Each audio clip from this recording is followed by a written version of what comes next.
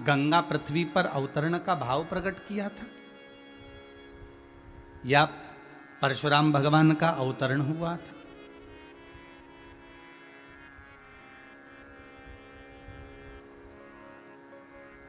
ये सब तो है। भगवान विष्णु का एक अंश परशुराम भगवान तो प्रगटे ही है संसार के उद्धार के लिए। पर साथ में सबसे प्रबल अगर कोई बात है अक्षय तृतीया की, तो वो ये है जब पूरी पृथ्वी हाहाकार मचाने लगी और खाने के लिए एक अन्न का दाना नहीं बचा।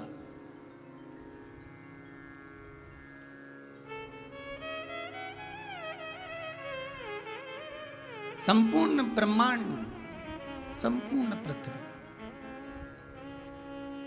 संपूर्ण ब्रह्मांड, संपूर्ण पृथ्वी जब हाहाकार करने लगी और अन्न का एक दाना उसको खाने को नहीं मिल रहा।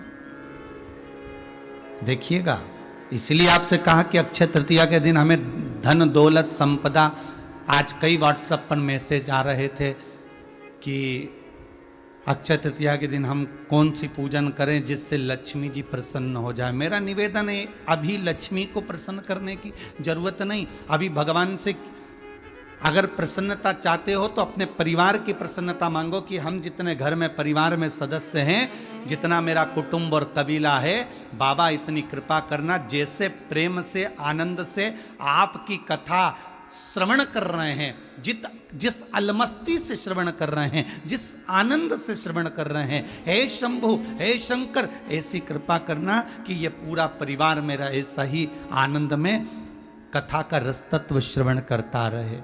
और घर में जितने सदस्य हैं, जितना परिवार, जितना कुटुंब, जितना मोहल्ला, जितना नगर, जितना क्षेत्र, जितना शहर, पूर्ण संपूर्ण भारत और विश्व के प्रत्येक जीव की उम्र बढ़ाइएगा, इनको श्वास प्रदान करिएगा।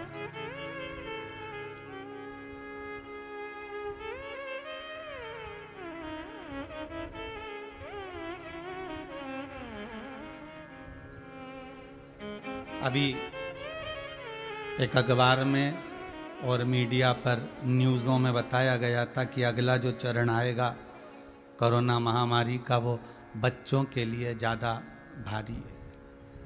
तो घर के माता पिता कितने प्रबल हो गए, कितने एक्टिव हो गए कि अपने बच्चों को कहीं जाने नहीं देना है, बच्चों को घर में रखना है, सोशल डिस्टेंसिंग का पालन करना है, हाथों को धुलवाना है, मुख पर मास्क। बच्चे लोगों के प्रति माता पिता कितने जागरूक हो गए। आप जितने अपने बच्चों के लिए जागरूक हुए हो, आप जितने अपने बच्चों के लिए अग्रण्य हुए हो, उतनी अग्रण्यता उस परमात्मा भी अपने बच्चों के लिए है।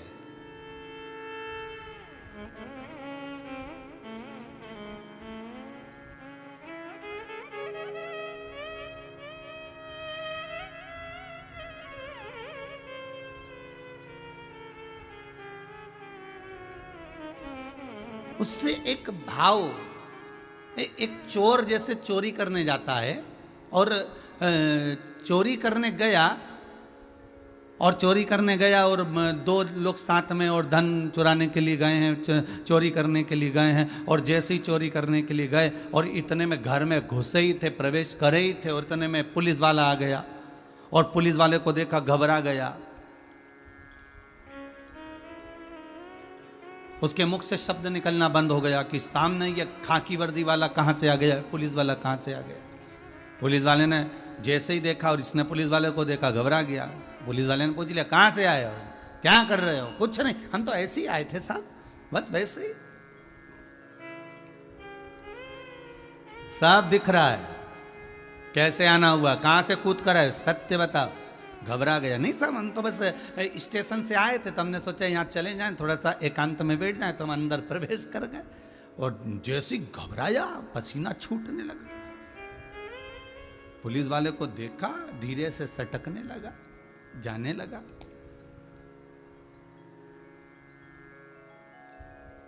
मात्र एक खाकी वर्दी वाले का दर्शन किया तो चोरी करने का मन में जो भाव था उसको छोड़कर चला गया। अगर चोरी करता तो अटैची में मार भर कर लेकर जाता, अगर चोरी करता तो कितना धन लेकर जाता, अगर चोरी करता तो कितनी संपदा लेकर जाता, अगर चोरी करता तो कितनी सत्ता लेकर जाता। पर उसके मन से वो भाव चला गया, चोरी का वो भाव समाप्त हो गया। पुलिस वाले को मात्र देखकर, पुलिस वाले का मात्र दर्शन कर कर उसके मन से भाव चला गया। हम कई लोगों से कहते हैं कि दर्शन की महत्वता क्या होती है, उसको समझिएगा जरा, कि एक पुलिस वाले का दर्शन करा तो चोर चोरी करने छोड़कर अपने घर चला जाता है। उसी तरह परमात्मा के मंदिर में जाकर जब हम दर्शन करते हैं, परमात्मा के दरवाजे पर जब हम पहुंचते हैं, उसकी चौखट पर जब हम जाते हैं, उसका दर्शन करने जब हम जाते हैं, तब हमारे भीतर का काम, लोभ, विषय, आसक्ति, तृष्णा, वासना, ये भी तो समाप्त हो जाती है, ये भी तो चली जाती है। हमारे भीतर की आसक्ति, हमारे भीतर की तृष्णा, हमारे भीतर की वासना, वह भी तो चली जाती। मेरे शंभू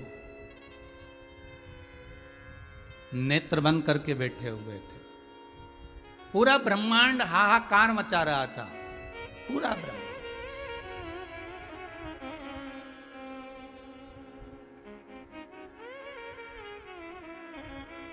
अक्षय तृतीया का सबसे मूल कारण शिव महापुराण कर रही है, सबसे मूल।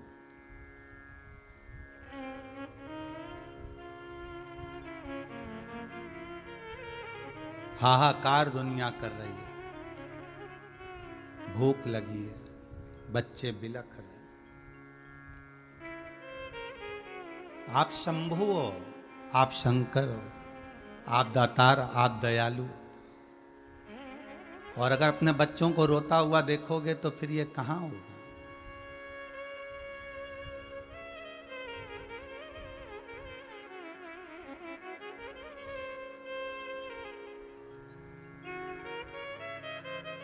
फिर ये अगर बच्चे रोते हुए दिखेंगे तो माता पिता को अच्छा नहीं लगता, और आप अगर रोते हुए बच्चों को देखोगे तो क्या आपको अच्छा लगेगा। प्रभु, चारों तरफ जहां हाहाकार मच गया, भगवान विष्णु भी देख लिए कि इस पृथ्वी पर पुण्य धीरे धीरे धीरे धीरे क्षीण हो गया, इसलिए पाप कर्म बढ़ गया, इसलिए जल वृष्टि नहीं हो रही, अन्न का भाग नहीं है पृथ्वी पर। तब भगवान शिव के पास खबर गई, तो भगवान शंकर ने भगवान विष्णु को बुलाया। नारायण आइए, ब्रह्मदेव भी आए, इंद्रदेव भी आए, सबकी सब आकर खड़े हो गए। क्या बात है भगवान विष्णु, क्या हुआ? भगवान विष्णु कह रहे हैं पूरी पृथ्वी पर पाप इतना बढ़ गया है, इसलिए जलवृष्टि बंद हो गई, इसलिए अन्न का होना बंद हो गया, अब पृथ्वी पर अन्न नहीं है। भगवान शंकर ने भगवान विष्णु से कहा, क्या पूरी पृथ्वी पर पाप ही पाप हो गया क्या? हाँ। भगवान शंकर ने कहा भगवान ब्रह्मा से, क्या पूरे ब्रह्मांड में केवल पाप ही पाप हो गया क्या? ब्रह्मा जी बोले हाँ। और उसका भोग संसार के मनुष्य को भोगना पड़ेगा। देखिएगा, संसार के लोगों के लिए मृत्यु लोक का देव अधिदेव मेरा महादेव एक बात प्रस्तुत करते हैं। जब 33 कोटि देवताओं ने कह दिया कि ये पूरा ब्रह्मांड, ये पूरी पृथ्वी पाप से भरा गई है, इसलिए यहां ना तो जल गिरेगा ना इसमें अन्न होगा, सब भूखे मरेंगे, सब भूखचुक रहेंगे, सभी को उधर के लिए कुछ प्राप्त नहीं होगा। तब मेरे महादेव ने, तब मेरे देव अधिदेव महादेव ने आज ही के दिन, अक्षय तृतीया के दिन, मेरे महादेव भगवान विष्णु से कहते हैं, आप कह रहे हो कि सब दूर पाप हो रहा है। शंकर जी बोले, परंतु कभी कभी मैंने पार्वती के मुख से सुना था कि जो घर बनता है, ये आजकल के घर तो मकान तो ये पत्थर के बनने लगे, लेंटर के बनने लगे, सीमेंट के बनने लगे, पहले जो मकान बनते थे वो लकड़ी के बनते थे। आप लोग जितने लोग कथा सुन रहे हो आस्था चैनल पर, फेसबुक, यूट्यूब पर, आप लोग जितने कथा को श्रवण कर रहे हो, आप लोग भी कभी तो आपके पूर्वज गांव में रहे होंगे, कभी तो आपके पूर्वज किसी ग्रामीण क्षेत्र से आए होंगे, आप भले शहरों में रह रहे हो, आप भले शहर में निवास कर रहे हो, पर पूर्वज तो गांव में देखा होगा, जो पुराने मकान होते थे उसमें लकड़ियां लगती थी, कहीं साजड़ की, कहीं सागौन की, कहीं बमूल की, कहीं शीशम की, तरह तरह की लकड़ी लगती थी। अब वो पूरे मकान को वो लकड़ियों पर रखा जाता था और मकान टिकता था। अब उसमें कुछ लकड़ी ऐसी होती थी जो 3 साल में सड़ जाती थी, उसमें कुछ लकड़ी ऐसी होती थी जो 5 साल में सड़ जाती थी, उसमें कुछ लकड़ी ऐसी होती थी जो 10 साल में सड़ जाती थी, और उसमें कुछ लकड़ियां ऐसी थी कि आज तक भी मकान में लगी होगी और मकान का बाल बांका नहीं होने दे रही होगी। भगवान शंकर ने भगवान विष्णु और ब्रह्मा से कहा, संसार भी ऐसा ही है।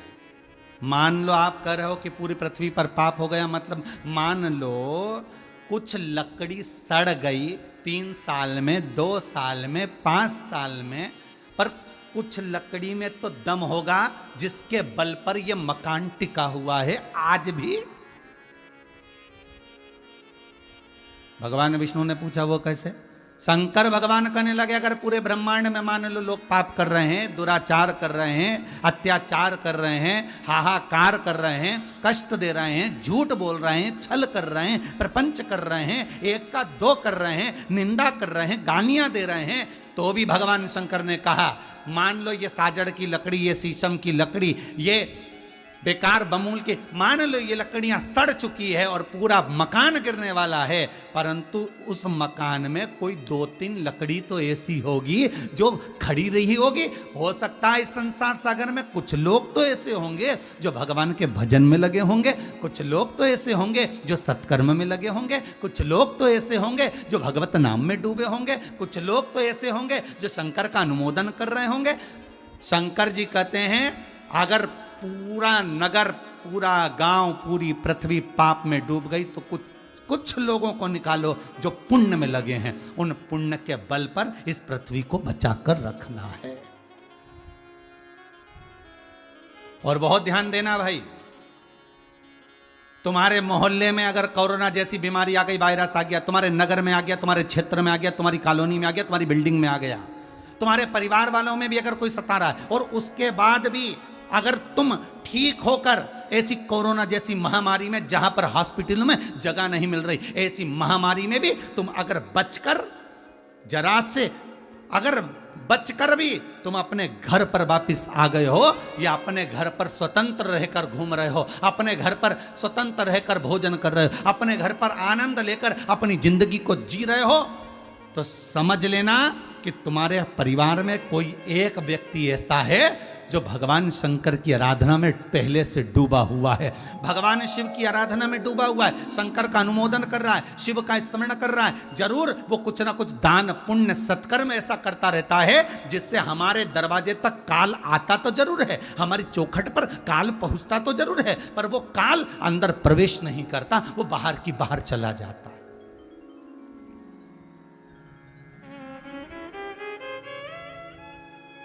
दरवाजे तक आता जरूर है, दरवाजे तक पहुंचता जरूर है, पर दरवाजे से अंदर प्रवेश नहीं करता, क्योंकि उसकी हिम्मत नहीं है कि अंदर प्रवेश कर जाए। क्योंकि अंदर, जैसे राजा श्वेत शंकर के भजन में डूबे रहे, भगवान शंकर का अनुमोदन करते रहे, उनको नहीं मालूम कि उनका काल कब आ गया, और राजा श्वेत को लेने के लिए यम के दूत आ गए, और यमदूत जैसे ही टूट पड़े तो कार्तिकेय महाराज ने उनको मार दिया। जब वो मार खाकर यमराज के पास में पहुंचे तो यमराज ने पूछा, तुम्हारे को ये नीला पीला किसने कर दिया, किसने दोचा तुमको, कौन मारा है तुमको?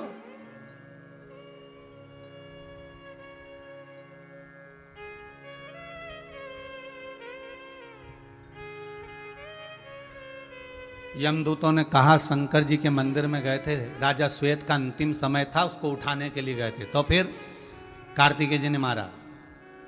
यमराज बोले, कार्तिकेय की इतनी हिम्मत कि रे हमारे कर्म में बीच में आ रहा है, मैं जाता हूं। यमराज खुद चले, भगवान शंकर ने यमराज को ही निपटा दिया, यमराज मर गए। मृत्यु देवी को मालूम पड़ा तो मृत्यु देवी सीधे जाकर राजा श्वेत पर टूटने लगी, तो मृत्यु देवी को शिव जी ने मार दिया। शंकर ने मार दिया। किसी पुराण में किसी जगह पर आपने कभी नहीं सुना होगा कि यमराज मर गया, मृत्यु देवी मर गई। तब सूर्य नारायण भगवान रोते आए कि मेरी पोती मर गई, मेरा पुत्र मर गया, इसको जीवित करो। शंकर भगवान से भगवान विष्णु ने कहा कि इन्होंने मेरे भगत को मारना चाहा। तो भगवान विष्णु बोले उसका अंतिम समय चल रहा था, भले चल रहा था पर मेरी सेवा में तो लगा था। मेरे मंदिर में राजा श्वेत मेरे मंदिर में शंकर की आराधना कर रहा था। इतनी हिम्मत यमराज की कैसे हो गई कि मंदिर में प्रवेश कर गया। क्षमा कर दो, अब गलती नहीं होगी।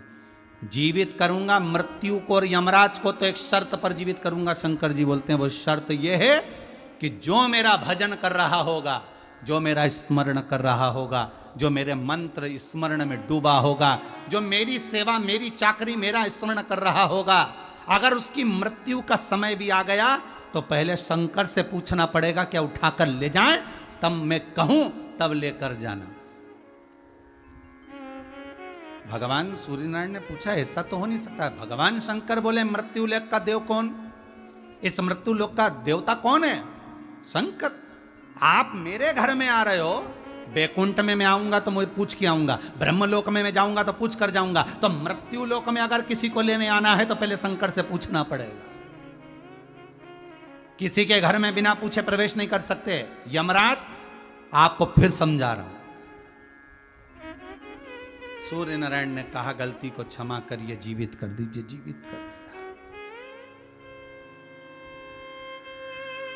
काल तुम्हारे दरवाजे तक बार बार आ रहा, बार बार।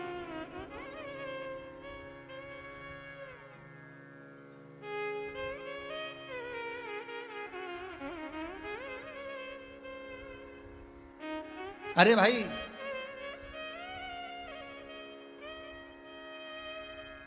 ध्रुव और प्रहलाद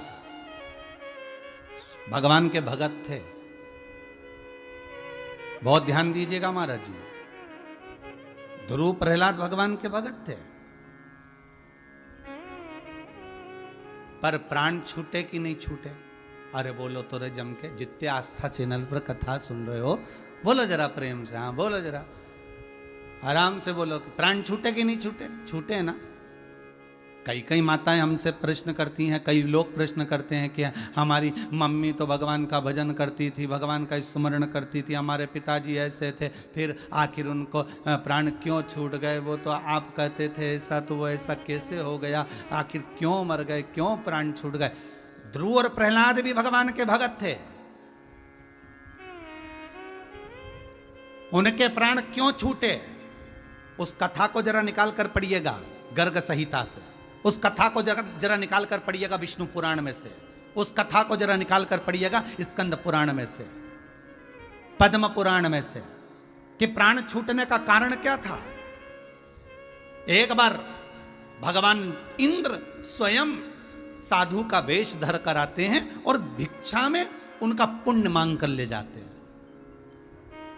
आप शंकर के भगत हो, आप शंकर के उपासक हो, आप शंकर का स्मरण करते हो, आप शंकर की पूजन करते हो, उसके बाद भी अगर आपको कोई बीमारी घेर ली है, किसी बीमारी ने आपको घेर लिया और मान लो प्राण छूट गए, तो उसके परिवार वालों को पहले खोद कर निकालना पड़ेगा कारण क्या है, जाने का कारण क्या है। जब शंकर का इतना भगत था, शिव का इतना उपासक था, तो प्राण क्यों छूटे उसका कारण निकाल कर देखिए। जैसे पुराणों में से निकालो कि प्रहलाद और ध्रुव के प्राण क्यों छूटे, उसका कारण था जब भगवान के इतने उपासक थे, नरसिंह भगवान का दर्शन किया था, भगवान विष्णु की गोद में ध्रुव जी महाराज बैठे थे, फिर कारण क्या हुआ प्राण जाने का? उसका कारण केवल इतना सा था क्योंकि उनने अपना पुण्य का दान दे दिया था। हो सकता है भजन करने के बाद भी अगर आपके प्राण जा रहे हैं, उसका कारण क्या है?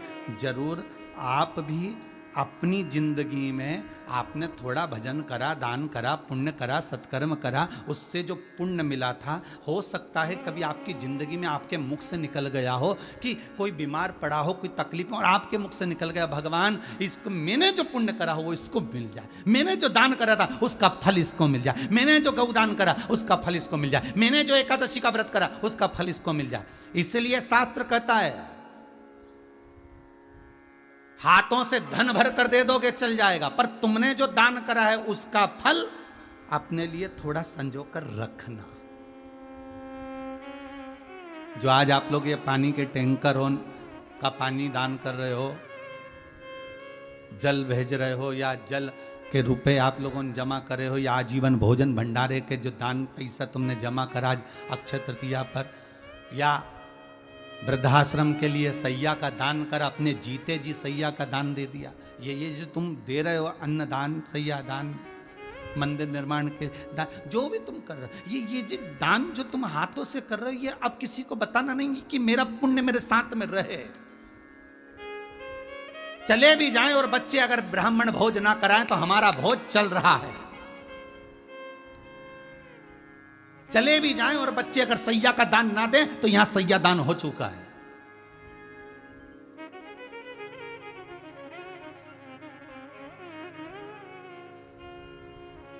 कुछ पुण्य था, कुछ आनंद था, कुछ अपने पास में अपना पुण्य संजो कर रखो, थोड़ा पुण्य संजोना। और कई लोग पूछते हैं महाराज जी, पूछने का कारण, कई लोग कहते हैं ऐसा क्यों हो गया, उसका कारण कुछ ना कुछ होगा। आप आए नहीं और सुबह हो गई, मेरी पूजा की थाली धरी की धरी रह गई, कारण क्या है? कुछ कारण होगा।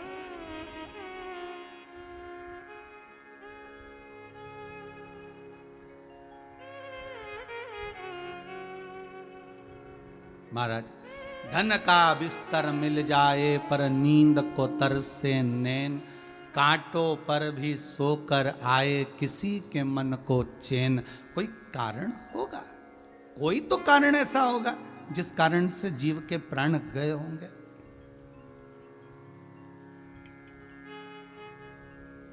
कोई कारण।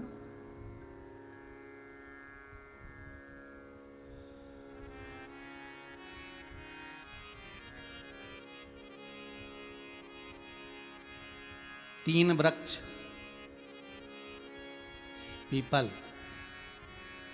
बड़, बेलपत्री, जम के बोलिए रे भाई। तीन वृक्ष, पीपल, बड़ और बेलपत्री। कभी मौका लगे तो स्कंद पुराण को और गरुड़ पुराण में स्मरण करिएगा। तीन वृक्षों को पितरों के भाव से पूजा जाता है, पीपल को, बड़ को और बेलपत्री को। किस तरह के व्यक्ति के मरने के बाद कौन सा वृक्ष लगाना चाहिए उसका भी प्रमाण शास्त्रों में है, उसका भी प्रमाण। फिर लोग कहेंगे गुरुजी पेड़ों की महिमा बताने बैठ गए, फिर वृक्षों की महिमा बताने बैठ। अरे ये वृक्ष ना हो तो जीवन ना हो। कई लोगों को बड़ा ऑब्जेक्शन है कि आप पेड़ पत्तियों के बारे में क्यों बताते रहते हो, आप वृक्षों के बारे में क्यों बताते रहते हो। अरे मेरा शंकर बड़ के पेड़ के नीचे बैठा रहता है। सुखदेव जी महाराज ने राजा परीक्षित को कथा सुनाई तो बड़ के पेड़ के नीचे सुनाई। तुलसी बाबा रामचरितमानस की रचना करते हैं तो बड़ के पेड़ के नीचे बैठकर कर देते हैं।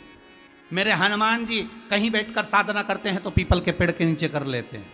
मेरा शंकर, मेरी लक्ष्मी माँ, मेरा नारायण अगर कहीं बैठकर साधना करता है तो बेलपत्री के पेड़ के नीचे कर लेता है। तो बखान करने में मेरा क्या जाता है, वर्णन करने में मेरा क्या जाता है। पर कई लोगों को बुरा लगता है कि आप वृक्ष, अरे तीन वृक्ष पितरों के समान है, पीपल, बड़ और बेलपत्री। किसके मरने के बाद कौन सा पेड़ लगाया जाए जिससे उस जीव की मुक्ति हो जाए, यहां तक शास्त्र वर्णन करता है। जो पूर्ण उम्र लेकर गया है, कोई अभिलाषा उसके अंदर रही ना, वो बड़ का पेड़ लगाया जाए। उसके जाने के बाद वट वृक्ष लगाया जाए, उसके जाने के बाद वट वृक्ष लगा दिया जाए, किसी ऐसी जगह पर जहां पथिक को छाया मिलती हो। ये पितरों के तुल्य है।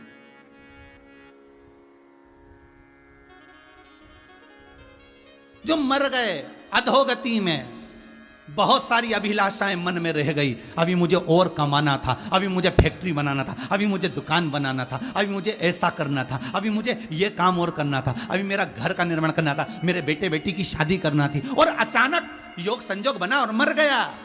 उसको पीपल का पेड़ लगाना चाहिए। उसके जाने के बाद पीपल के वृक्ष का कहीं ना कहीं रोपण करना चाहिए, और उस पीपल के वृक्ष को लगाने के बाद, बड़े के वृक्ष को लगाने के बाद जल की व्यवस्था, पानी की व्यवस्था जरूर करना, जिससे वो सूखे ना।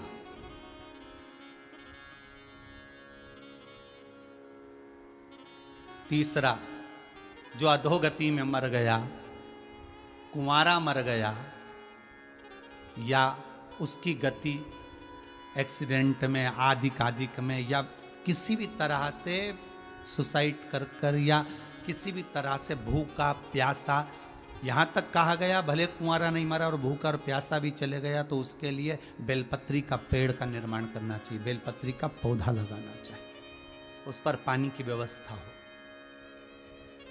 जल की व्यवस्था। कितना सुंदर लिखा है महाराज शास्त्रों के अंतर्गत, कितना सुंदर वर्णन किया। मृत्यु लोक में किसी के मरने के बाद जो वृक्ष लगाया जाता है नाम संकल्प गोत्र से, वो वृक्ष जब तक पृथ्वी पर रहता है, उसकी छाया जब तक दुनिया वालों पर पड़ती रहती है, तब तक वो जीव भगवान विष्णु के पावन चरणारविंद में पड़ा रहता है। किस धाम में? वृक्ष जिसके निमित्तार्थ लगाया गया वो किस धाम में रहता है, उसका भी वर्णन है गौलोक धाम में। बैकुंठ से हटकर है गौलोक धाम। बैकुंठ में गोवर्धन पर्वत नहीं है, पर गौलोक धाम में गोवर्धन पर्वत है। इसलिए सूरदास जी अपने पद में लिखते, कहा करऊ में बैकुंठ के जा। मुझे बैकुंठ नहीं जाना, सूरदास जी लिखते हैं। सूरदास जी लिखते हैं कि मुझे गौलोक धाम जाना, जहां गोवर्धन पर्वत है, जहां गौ है, जहां वनस्पति है, जहां पीपल है, जहां बड़ है, जहां बेलपत्री है, जहां तुलसी के वृंद लगे हुए हैं। सूरदास जी लिखते हैं मुझे वो जगह पर जाना है, मुझे बैकुंठ नहीं जाना जहां पर केवल एसी का रूम मिले, डनलप के गद्दे मिले, जहां पर सोने और चांदी की थालियों में भोजन मिले, चमर डोलाती हुई स्त्रियां मिले, दासियां मिले। मुझे ऐसी जगह नहीं जाना। सूरदास जी कहते मुझे इस जगह से मतलब ही नहीं है, मुझे तो उस जगह पर जाना है जहां पर पीपल, बड़, बेलपत्री, तुलसी का पौधा, भगवान कृष्ण झूला झूल रहे हो, आम के पौधे लगे हुए हो, जहां राधा रानी नित्य विचरण कर रही हो, गोवर्धन पर्वत हो जहां पर गौएं नित्य पानी पी रही हो, सुंदर यमुना का स्थल हो, सुंदर गंगा यमुना सरयू सब वहां पर विद्यमान हो, ऐसे गौलोक धाम में मुझे जाना है। मुझे नहीं जाना बैकुंठ में। क्या करूंगा मैं बैकुंठ जाए? कहा करऊं मैं बैकुंठ के जाए? मुझे नहीं जाना। आपसे भी निवेदन है, हम तो आपसे यह तक कहेंगे कि आपके मोहल्ले में भी अगर कोई चला गया जीव और उसकी गति नहीं हो रही और आपको ऐसा लगता है कि वो चला गया और उसके मन में तमन्ना है, तो 3 वृक्ष में से 1 वृक्ष कभी लगाने का प्रयास करिए। इसीलिए विठलेश सेवा समिति ने, हमारी समिति ने, आपने अखबार में पढ़ा होगा, यूट्यूब पे डला हुआ है, आपने फेसबुक पे देखा होगा, समिति ने एक निर्णय लिया कि 10,000 पौधे इस साल में कहीं गौशालाओं में, मंदिरों में कहीं ना कहीं उसको रोपित करवाना है। कैसे भी कराओ, पर 10,000 पौधे, और उसमें पानी की व्यवस्था, खाद की व्यवस्था सब होना चाहिए। आज ये ऑक्सीजन की जो मारामारी हो रही है, ये कारण ही है, ये पूरी वनस्पति काट दी, पूरा प्रेड ऑन काट दिया साहब। और ऊपर से क्या, हम तो पीपल की पूजन करें, पीपल ढूंढता फिरे। जैसे कन्याओं को गर्भ में मारने के बाद नवरात्रि में कन्या ढूंढते फिरे, उसी तरह पेड़ों को कटवाने के बाद ऑक्सीजन ढूंढते फिरे। पहले गर्भ में कन्याओं को मरवा दिया, बेटा चाहिए, बेटा चाहिए, कन्याएं मर गई। अब नवरात्रि में देवी जी के दिनों में कन्या भोज के लिए कन्या ढूंढ रहे हैं, मोहल्ले में ढूंढते फिर रहे, कन्या मिल जाए, कन्या मिल जाए। उसके पांव धो रहे, उसके प्रणाम कर रहे, चुनरी ओढ़ा रहे, महाबूर लगा रहे, हलवा पूड़ी खिला रहे, और घर में कन्या हो रही तो रो रहे।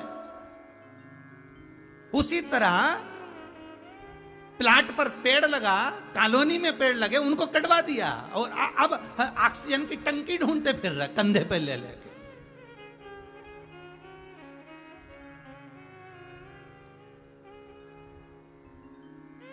अब ऑक्सीजन की टंकियां ढूंढ रहे हैं।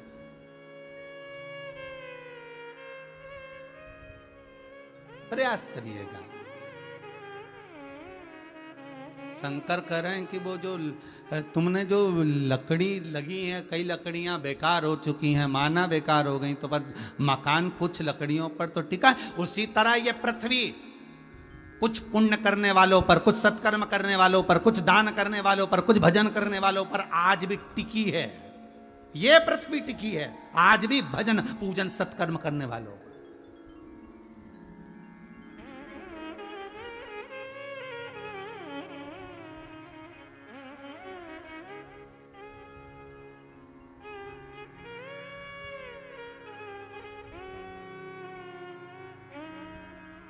महाराज, आग लगी आकाश में, पृथ्वी पे गिरे अंगारे, जो सत्संगी ना होते तो मर जाते सारे।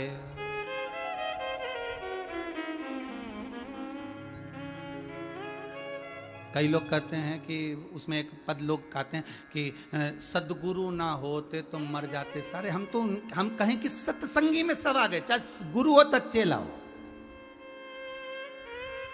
सत्संगी भजन करने वाला है, स्मरण करने वाला, नाम जाप करने वाला, नाम स्मरण करने वाला, कीर्तन करने वाला। और हमें कीर्तन से भी हम कहेंगे ठीक है, आप तो हृदय से उसको पुकार लो। जैसे कल की कथा में था कि ना जी भर के देखा, ना कोई बात की, बड़ी आरज़ू थी मुलाकात की। उस मिलन जब हो एक क्षण का, मुख से कुछ निकले ना, बस वो आमने और सामने। एक गीत पहले गाया करते थे लोग, आ बैठ मेरे पास तुझे देखता रहूं, ना तू कुछ कहे ना मैं कुछ कहूं। गाते थे लोग कि ना गाते थे? बोलो तो रे, आस्था पे कथा सुन रहे हो। कितनी सुंदर बात है। अगर किसी को टकटकी लगाकर देख लो तो मोहल्ले के लोग देना चालू कर दें क्या? अरे बोलो तो क्या देना चालू कर दे? जूते। अगर किसी को टकटकी लगाकर देख लो तो मोहल्ले के लोग जूता देना चालू कर दे। किसी को टकटकी लगाकर देखो तो मतलब ये पक्का है कि तुमने किसी को टकटकी लगाकर देखा तो तुम्हें कुछ ना कुछ दिया, मतलब देना चालू हुआ। तो यहीं से सीख जाओ कि टकटकी लगाने पर कुछ ना कुछ मिलता है। तो एक काम करो ना, ऐसी टकटकी तुम मेरे बिहारी जी से, मेरे ठाकुर जी से, मेरे राम से, मेरे कृष्ण से, मेरे शंकर से लगा लो। क्योंकि दुनिया की रीति है कि तुम किसी को टकटकी लगाकर देखोगे तो कहीं ना कहीं का लोग तुम्हें देना चालू कर देगा। तो ये टकटकी अगर तुमने शंकर से लगा ली तो शंकर भी तो कुछ देना चालू कर देगा। एक नयन नैन मिले गिरधारी से, मैं उनकी हो गई, मेरे मन में नहीं है धीर, सखी वृंदावन जाऊं। ये चित्त, ये वृत्ति, एक टकटकी तुम परमात्मा से लगा लो, परमात्मा भी देना चालू कर दे।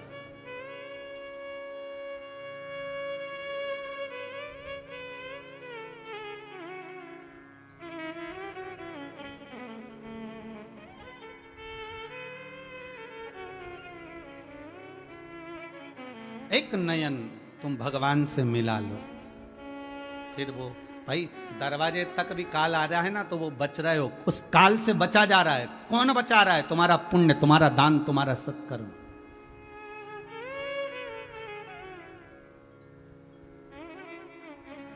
उस काल से बचा।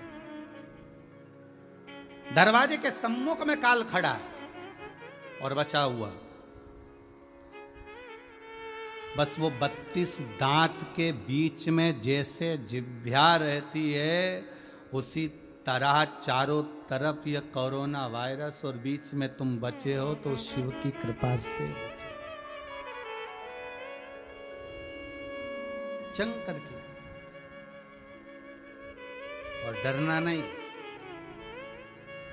बिल्कुल मत डरना। बस मुंह पर मास्क लगा के रखो, हाथ को धोते रहो और थोड़ी दूरी बनाकर चलो। हम तो कई बड़े बड़े डंडे लिया हो दो पास में, जैसे चिड़िया पर उड़ाए ऐसे तुम डंडा उड़ाओ, कोई पास में ना हो। थोड़े दिन की बात है, अच्छा हो जाएगा। प्रकृति जब अच्छे दिन चले गए और ये दुख के दिन आ गए तो ये दुख के दिन भी जाएंगे और अच्छे दिन आएंगे, काय को चिंता करते, टेंशन वेंशन नहीं लेना। तुम तो बढ़िया शिव महापुराण की कथा सुनते रहो और ऐसे राजगरिया परिवार जैसे और परिवार आ जाएंगे सामने, कथा करवाते रहेंगे, अपन सुनते रहेंगे। सुनते सुनते ये कोरोना वायरस समाप्त हो जाएगा, कब लॉकडाउन बंद हो जाएगा, लॉकडाउन से जब फ्री हुए अपनी फैक्ट्री, अपना दुकान, अपना काम काज, फिर वापस। याद रखना, अगर कुछ दिन के लिए भगवान ने तुम्हें हाथ रोक दिया है देने से, तो उसने तुम्हारे लिए कुछ अच्छा सोच कर रखा होगा। नहीं चल रही ना दुकान, मत चलने दो। नहीं चल रहा ना व्यापार, मत चलने दो। हो सकता है तुम्हारे लिए कुछ अच्छा सोचा हो।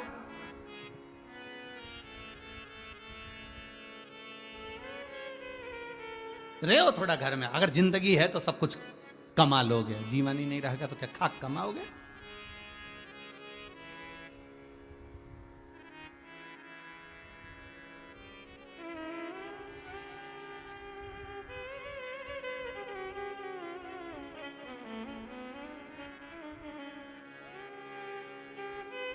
उसको भगवान शिव, भगवान विष्णु से कहते हैं कि माना संसार के लोगों पापी हो गए, पाप कर्म में लिप्त हो गए, आप इनको अन्न का भाग नहीं दे रहे, पृथ्वी अन्न नहीं दे रही, जल वृष्टि नहीं हो रही, नहीं है इनके भाग्य में। पर कुछ लोग तो पुण्य भागी होंगे, कुछ तो होंगे।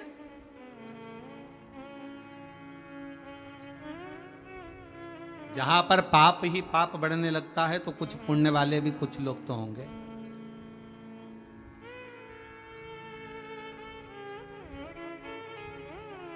अगर मंदिरों में आरती पूजा मशीनों से हो रही है, कोई तो भगत ऐसा जाता होगा मंदिर और देवालय में जो घंटी भी बजाता होगा। कोई भगत तो ऐसा जाता होगा जो 2 मिनट बैठकर ताली बजाकर भगवान को रिझाता होगा।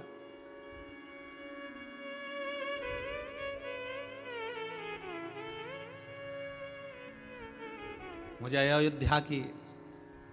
अयोध्या में जहाँ कनक बिहारी जी का मंदिर है, जब अयोध्या में 12 साल पहले कथा करने गए थे, तो आश्रम का मानस आश्रम ऐसा कुछ था सरयू जी रोड पर, तो कनक बिहारी जी के दर्शन करने गए थे। वहां एक अग्रवाल जी मिले थे,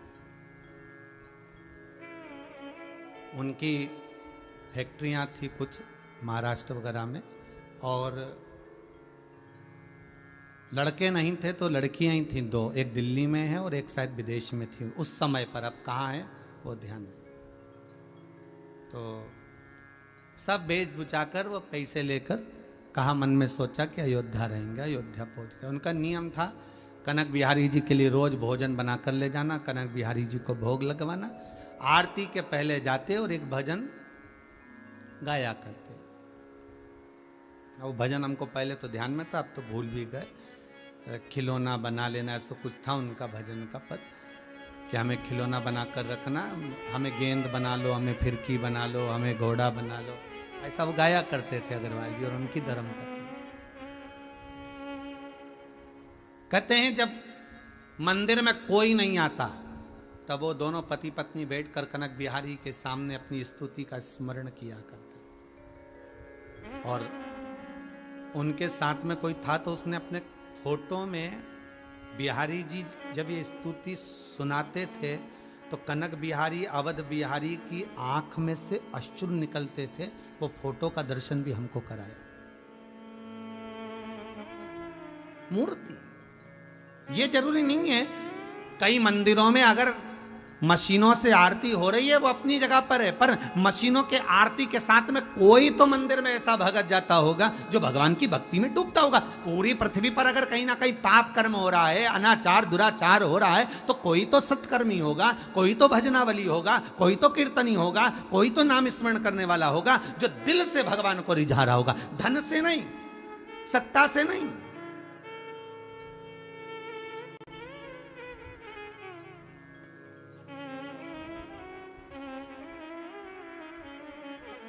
दिल से भगवान को रिझाने के लिए। परमात्मा अगर वन में भी बैठा है तो वन में भी उस परमात्मा को रिझाने का भाव आना चाहिए, तो वन भी एक आनंद का कंद हो जाता है, एक आनंद का भाव प्रकट कर देता है। हमसे कई लोगों ने कहा महाराज जी ये इतना धन आप यहाँ गौशाला में, ये कुबेरेश्वर धाम में, ये मुरली मनोहर मंदिर में, ये वृद्धाश्रम में, ये 8 एकड़ जगह में तुम इतना पैसा लगा रहे हो, यहाँ जंगल में कौन आएगा? सीहोर से भी 12 किलोमीटर 13 किलोमीटर दूर, और वो भी रोड से भी आधा 1 किलोमीटर दूर, कौन आएगा यहाँ जंगल में?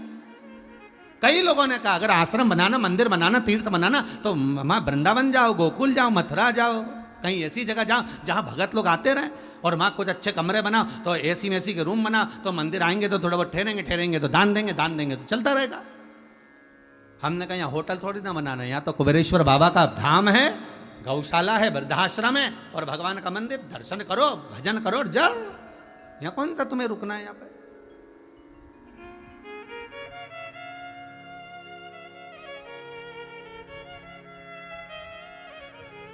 मंदिर, देवालय, तीर्थ व्रत कमाई के स्रोत नहीं होना चाहिए, ये सत्कर्म के स्रोत होना चाहिए।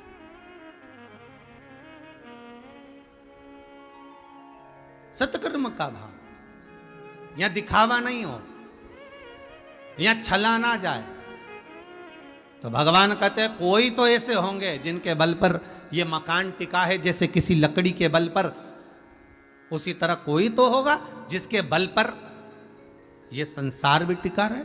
भगवान विष्णु ने कहा ऐसा कोई नहीं। शंकर भगवान ने तभी उसी समय पर लीला रच दी।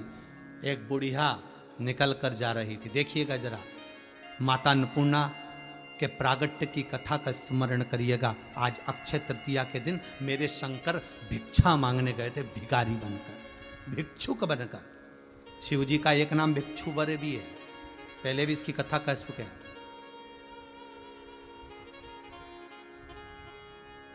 पहले भी एक बार भिक्षुवरे भगवान की कथा कह चुके हैं कि एक राजा के ऊपर आक्रमण कर दिया, मर गया। रानी गर्भ से बच्चे को लेकर, छोटे से बच्चे को भागी, बच्चा हो गया, उसको लेकर भागी। नदी के तट पर रानी को प्यास लगी, बच्चे को छोड़ पानी पीने लगी, मगर उसको खा गया। बच्चा बिलक बिलक कर रोने लगा। एक बुढ़िया ने उठा लिया। शंकर भगवान बूढ़े का रूप रखकर उस बुढ़िया भिखारन के पास जाकर ज्ञान उपदेश दे दिया, भिक्षु बनकर, भिक्षु बनकर, वो ओघड़ी बनकर, वो ओघड़दानी बनकर चले। तो आज भगवान शंकर अगर जा रहे हैं भिक्षुक बनकर,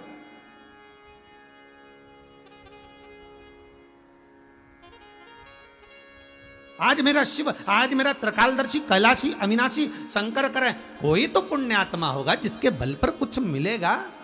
तो एक भगवान विष्णु कहने लगे कोई पुण्यात्मा नहीं। तो भगवान विष्णु ने, शंकर ने एक लीला का दर्शन करा दिया, और शंकर ने लीला का दर्शन ये कराया। एक बुढ़िया निकल कर जा रही थी, और बुढ़िया निकल कर जा रही थी, उस बुढ़िया के पास में थोड़ा सा अन्न का भाग था। अन्न का भाग मतलब थोड़ा सा सतुआ था। सतुआ जानते हो आप लोग? आपको ये जो अक्षय तृतीया पर जो अमावस्या गई, सतुआ अमावस्या, इसमें चने की दाल, गेहूं, जौ आदि थोड़ा थोड़ा जो भाग होता है उसको गलाकर, सुखाकर, सेक कर, उसको पीस कर सतुआ बनाया जाता है। वो सतुआ उस बुढ़िया के पास थोड़ा सा होगा, और पास में से 3 कुत्ते के छोटे छोटे से पिल्ले निकल कर जा रहे हैं। शिव कह रहे हैं देखो ना रहे, धर्म किसको कहते हैं। केवल गंगा नहाने पर पुण्य नहीं होता। गंगा जी के घाट पर गए, किसी महाराज जी ने कह दिया कपड़े वहीं छोड़ आना। नहाने गए थे, कपड़े छोड़ आए घाट पे, सारे कपड़े घाट पर, चप्पल छोड़ आए घाट पर। अब लोग नहाने आ रहे, लांग लांग कर जा रहे, इतने कपड़ों का ढेर हो गया। लोग अमावस्या पूर्णिमा पे जब सरयू, छिपरा, नर्मदा, गंगा नहाने जाते हैं तो ऐसे ऐसे कपड़े घाट पर छोड़ कर आ जाते हैं कि दूसरा नहाने जाता है तो उसको बचकर जाना पड़ता है। अरे घाट को गंदा करोगे तो क्या तुम्हारी जिंदगी में से गंदगी बाहर निकलेगी? बोलो तो सही जरा। घाट को गंदा करोगे, और गए थे पुण्य कमाने के लिए, गए थे सत्कर्म करने के लिए, गए थे अच्छा काम करने के लिए। हम तो गंगा नहाने जा रहे हैं, हम सरयू, हम छिपरा, हम नर्मदा नहाने जा रहे हैं। गए थे पुण्य कमाने के लिए और मालूम पड़े गए नहाने के लिए और मालूम पड़े कपड़ा छोड़िया है, चप्पल छोड़िया है, गंदगी छोड़िया है, घाट पर पड़ी हुई है और पुण्य कर कर आ गए तो कौन सा पुण्य फल मिला? सब पाप कमा कर आए। तुमने वहां छोड़ा, भगवान ने कह दिया एक काम करो, दुनिया के दूसरे के हिस्से का पाप इसके खाते में लिख दो। चलो इसको, जितने लोग लांग कर जाएंगे उनका पाप सारा इसके खाते में जाना चाहिए। अरे भाई, कौन सी पुराण में कौन सी जगह लिखा है कि गंगा नर्मदा सरयू छिपरा नहाने जाओ तो अपने कपड़े वहीं छोड़िया? वो पुराण जरा एक बार हमको भी लिख के भेजना, और किसी के पास लिखित में हो तो हमको जरा व्हाट्सएप पे भेज देना, हम पढ़ेंगे, फिर कल की कथा में बता देंगे और तुम्हारा नाम भी बोल देंगे कि उस कथा में से निकाल के भेजा भैया। पवित्र नदियों को गंदा करने का हक हमें किसी ने नहीं दिया। पवित्र नदी, यहां तक कहते हैं नदी में स्नान कर कर अगर दिया भी लगा रहे हो तो घाट पर लगाओ, नदी में मत छोड़ो। वो पुष्टा, वो अखबार, वो दोना, वो सड़ता रहेगा, बेकार होता रहेगा। हमको नहीं दिया ऐसा।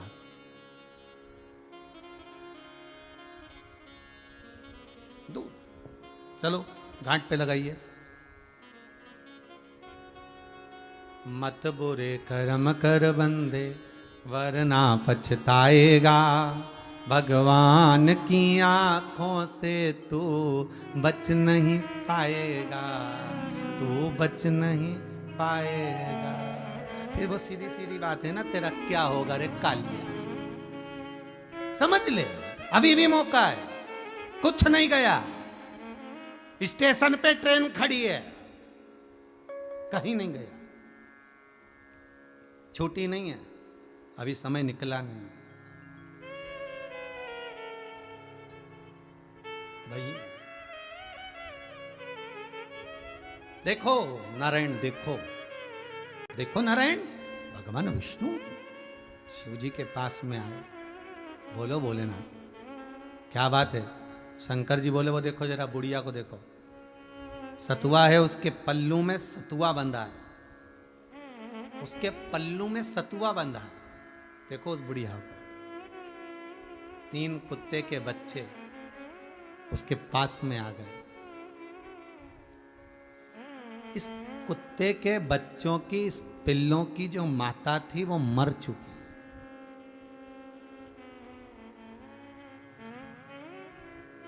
देखिएगा जरा, भगवान विष्णु बैठे देख रहे, ब्रह्मांड हाहाकार कर रहा है, अन्न नहीं खाने के लिए जलवृष्टि में त्राही त्राही मची है। शंकर भगवान विष्णु को लीला का दर्शन करा रहे हैं। बुढ़िया ने थोड़ा सा सतुआ फांकने के लिए हाथ में लिया, कुत्ते के बच्चों को देने से पहले बुढ़िया ने वो सतुआ कुत्ते के बच्चों को दे दिया। तीनों को दिया, इतना सा चुटकी भर के सतुआ था नहीं कुछ भी। बुढ़िया उसी पेड़ के नीचे अपने प्राणों को त्याग दी और कुत्ते के बच्चों को, पिल्लों को सतुआ दे दिया। शिव कहते हैं ये देखिए पुण्य भी जिंदा है, पुण्य भी जिंदा है। शंकर जी के शब्द सुने तो भगवान विष्णु ने कहा करना क्या है? भगवान शंकर करें बस इसी का पुण्य दे दो। जो 3 कुत्ते के बच्चों को जो सतुए का भाग इस बुढ़िया ने दिया है, उनके हिस्से का फल दीजिए।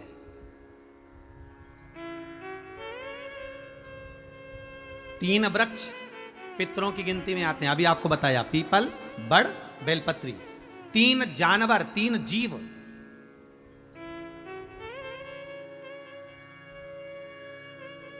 तीन पशु के भाव, 3 वनचरण करने वाले, 3 जीव, वो भी पितरों के भाव में आ जाते। हाथी, स्वान, गौ, वो भी पितरों के भाव में। ये भी जीव, ये जीव भी पितरों के भाव में जाते।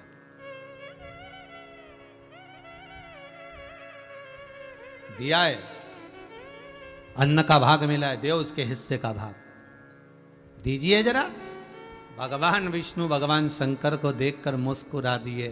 शंकर भगवान से कहा, हम में तो वो नहीं कि हम पूरे ब्रह्मांड को एक साथ एक क्षण में एक पल में अन्न का भाग दे दें। वो सामर्थ्यता आप में है, क्योंकि आप मृत्यु लोक के देव हो। मृत्यु लोक के आप देव हो, आप में वो सामर्थ्यता है।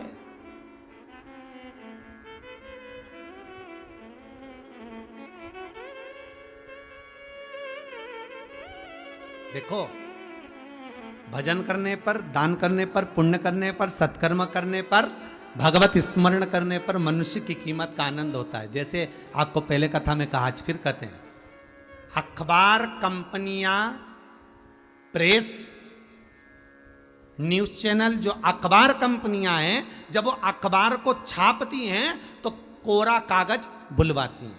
बोलो, बुलवाती कि नहीं बुलवाती? कोरा कागज बाजार से बुलवाया जाता है और कोरे कागज पर अखबार की न्यूज छपना प्रारंभ होती है।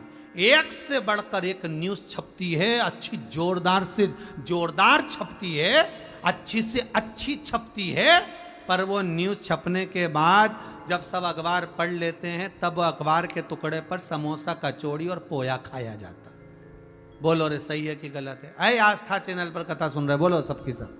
जितने टीवी पर सुन रहे हो, जितने मोबाइल पर सुन रहे हो, सब बोलो। कोरे कागज को अखबार कंपनी ली, उस पर न्यूज छापी, अच्छे से अच्छी छापी, पर बाद में उस पर पोया, कचौड़ी, समोसा खाया गया। और मान लो वही कोरा कागज गीता प्रेस गोरखपुर में भेज दिया जाता, तो वही कोरा कागज जो अखबार प्रेस पर गया, वो अगर गीता प्रेस गोरखपुर में जाता और उस पर रामायण लिखा जाती, उसमें गीता जी लिखा जाती, उसमें महाभारत लिखा जाती, उसमें शिव पुराण लिखा जाती, तो बताओ उस पर कोई समोसा खाता, उस पर कोई कचौड़ी खाता, उस पर कोई पोया खाता? नहीं, ना कोई समोसा, ना कोई कचौड़ी, ना कोई पोया खाता। वो घर में पूजा के स्थान पर रखी रहती। बस हम भी उस कोरे कागज की तरह हैं। अगर संसार की छपाई हम पर होगी तो लोग पोया समोसा खाएंगे, और भगवान की छपाई हमारे ऊपर होगी, कथा स्मरण होगा। इस कोरे कागज पर शिव महापुराण की कथा छपेगी इस मन पर, तो इसकी कीमत अपने आप बढ़ेगी। इसकी कीमत बढ़ रही है।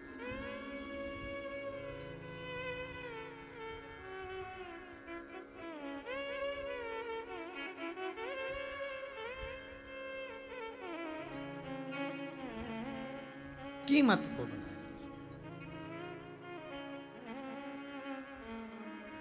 अजब है भोलानाथ ये दरबार तुम्हारा, दरबार तुम्हारा। अजब है भोलेनाथ ये दरबार तुम्हारा, दरबार तुम्हारा। सब गाइए, अजब है भोलानाथ ये दरबार तुम्हारा, दरबार तुम्हारा। अजब है भोलेनाथ ये दरबार तुम्हारा, दरबार तुम्हारा। भूत प्रेत नित करे चाकरी, सबका यहाँ गुजारा।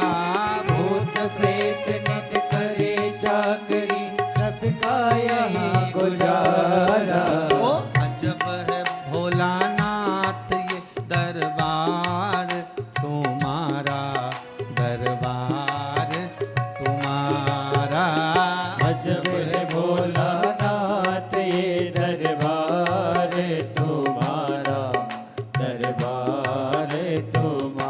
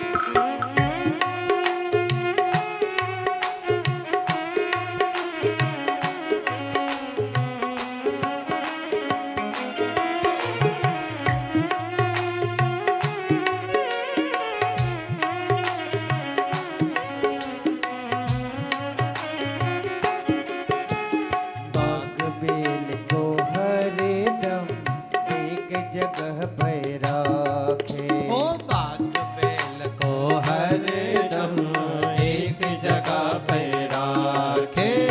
कभी ना एक दूजे को बुरी नजर से ताके। ओ कभी ना एक दूजे को बुरी नजर से ताके। कहीं और नहीं देखा हमने ऐसा गजब नजारा। ओ कहीं और नहीं देखा हमने ऐसा गजब नजारा। अजब है भोलानाथ ये दरबार तुम्हारा, दरबार तुम्हारा। अजब है भोलानाथ ये दरबार तुम्हारा, दरबार तुम्हारा। भूत प्रेत नित करे चाकरी है सबका यही गुजारा। भूत प्रेत जब करे चाकरी सबका यहाँ गुजारा। अजब है भोलानाथ ये दरबार तुम्हारा, दरबार तुम्हारा। अजब है भोलानाथ ये दरबार तुम्हारा, दरबार तुम्हारा।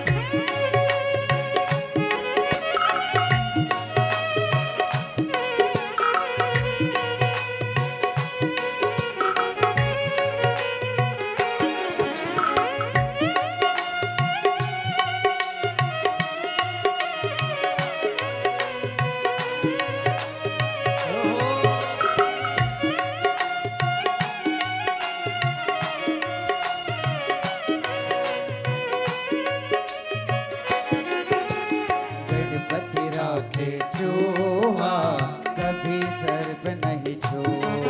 ओ गणपति राखे चूहा कभी सर्प नहीं छुआ। भोले सर्प लटकाए कार्तिक मोर नचाए। अरे भोले सर्प लटकाए कार्तिक मोर नचाए। आज का कानून नहीं है तेरा अनुशासित है सारा। ओ आज का कानून नहीं है तेरा अनुशासित है सारा। अजब है भोलानाथ ये दरबार तुम्हारा, दरबार तुम्हारा। अजब है भोलानाथ ये दरबार तुम्हारा, दरबार तुम्हारा। भूत प्रेत नित करे चाकरी सबका यही गुजारा। भूत प्रेत नित करे चाकरी सबका यही गुजारा। ओ अजब है भोलानाथ ये दरबार तुम्हारा, दरबार तुम्हारा। अजब है भोलानाथ ये दरबार तुम्हारा, दरबार तुम्हारा। अजब है भोलानाथ ये दरबार तुम्हारा, दरबार तुम्हारा। अजब है भोलानाथ ये दरबार तुम्हारा, दरबार तुम्हारा। भगवान शिव की कथा कही। शंकर ने भगवान विष्णु को दिखाया। ये देख लीजिए, ये बुढ़िया के पास में सतुआ रखा है और वो सतुआ बुढ़िया ने इन कुत्ते के बच्चों को दिया है, इसका पुण्य तो दो आप। भगवान विष्णु बोले ये पुण्य भी आप लेकर आ सकते हो। कब?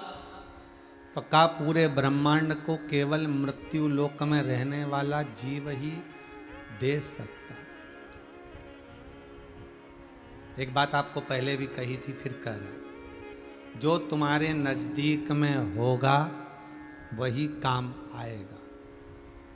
एक बहू पूना में रह रही है, एक बहू मुंबई में रह रही है, और एक तुम्हारे पास में रह रही है। जो नज़दीक में रहती है उससे थोड़ा झगड़ा मगड़ा होता रहता है, मनमुटाव चलता रहता है। दूर रहती है वो फ़ोन लगा कर पूछती है, इसलिए उससे प्रेम थोड़ा ज़्यादा होता है। जो नज़दीक में होती उससे प्रेम कम। दूर के ढोल सुहावन। दूर रह रही है वो, जरा सा फोन लगा कर पूछ लेती, मम्मी कैसी हो? इतने में तो सास का हृदय इतना फूल जाता, मेरी बहू मुझे फोन लगा के पूछती है। बीमार पड़ी, डॉक्टर को फोन लगा दिया उसने, बस फोन लगाया, ये तो लेके हॉस्पिटल भाग गई, वो नहीं दिखा।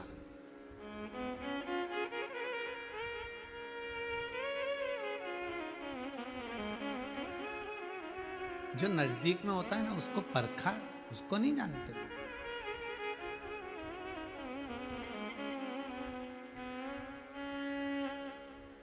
दूर रहे ना वो, थोड़ा सा फ़ोन लगा के पूछ ले। कभी कभी 30 त्यौहार पे आ गई, दिवाली पे मम्मी जी करके आगे पीछे डोल ले, तुम सास को लगे मेरी बहुत अच्छी बहू है। और जो बहू यहाँ रहे और खूब उसको साध ले, कर ले, उसको संभाल ले और उसको आगे बढ़ बढ़ कर सेवा क्रम में जान ले, वो नहीं सुहा। वो तो ऐसा लगे कि ओ ये तो मेरे पैसे चोर रही है, खाने के तुक में है, मेरा ले जाना चाहती है धन, उसको उससे भय लगे।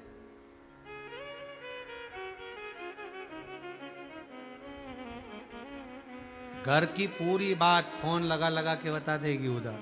किसको? वही मुंबई पूना वाली को। भले वो सुनना पसंद नहीं करे, फिर भी ऐसा हो गया बेटा, ऐसा हो गया, वो तो तू आएगी जब अपन देख लेंगे, फिर लाकर खोलने चलेंगे, तब मैं तो भैया जिंदा हूँ, तब तक दे दूंगी तुम सबको। घर में बहू को कोई फर्क नहीं। और मेरा निवेदन है, जो साथ में रह रही हो ना, चिंता मत करना, तुम तो सेवा करना, तुम्हें धन से मतलब मत रखना। नीचे डोकरी का धन, नीचे डोकरा का धन, तुम तो सेवा करो, तुम्हें धन से मतलब होना ही नहीं चाहिए। दे दो, तुम्हें पूना वाली को देना तो पूना वाली को, मुंबई वाली को देना तो मुंबई वाली को, गुजरात वाली को देना तो गुजरात वाली को, तुम्हारी मर्जी, पड़े जहां देओ, जहां मन पड़े वहां देओ। जिसका कोई नहीं उसका तो भोला है यार। अभी जब ये कोरोना महामारी बहुत प्रबल चल रही है, और अभी ये मार्च जो एंड गया है, अप्रैल जो गया है, उसके अंतर्गत ऑक्सीजन की जब कमी पड़ी तो कई राजनेता भी ऐसे मिले, कई लोग ऐसे मिले, उन्होंने कह दिया हमारे वाले हॉस्पिटल में जाना चाहिए, माँ भेज दो, हमारे क्षेत्र में भेज दो, हमारे क्षेत्र में भेज दो। और कुछ क्षेत्र ऐसे थे जो इनके क्षेत्र में नहीं आते थे, वहाँ लोग जब प्राणों को छोड़ने लगे, तब भले कोई आया नहीं आया, तब वो देवादिदेव महादेव को लोगों ने पुकारा, तब वो महादेव आया। जिसका कोई नहीं उसका शंकर, उसका राम, उसका कृष्ण नहीं।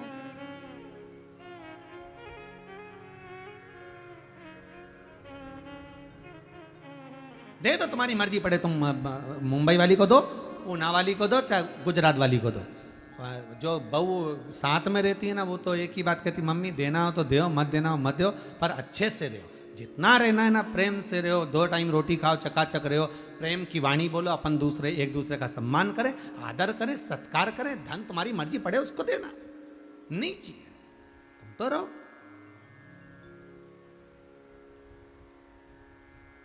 तुम्हें क्या करना? भगवान शंकर से भगवान विष्णु ने कहा कि तुम दे सकते हो, देने की भी हिम्मत होना चाहिए महाराज, देने वाला भी, देने वाली हिम्मत हो, और लेने वाला भी एक भाव से जो ले रहा है। तुम्हारे दरवाजे पर अगर कोई कुछ मांगने आए ना, कोई भिखारी, कोई भिक्षुक तुम्हारे दरवाजे पर कुछ मांगने आए, तो उसको निकाल कर दे देना। तुम्हारे दरवाजे पर कोई मांगने आए, कोई भिक्षुक आए, तो निकाल कर दे देना। और जब दे दो उसके बाद भगवान को धन्यवाद देना, वाह भोलेनाथ, बड़ी कृपा करी तूने, जो हमको देने वालों की गिनती में रखा, लेने वालों की नहीं। तूने बड़ी कृपा करी विश्वनाथ, तूने बड़ी कृपा करी भोलेनाथ, जो तूने देने वाले की गिनती में रखा।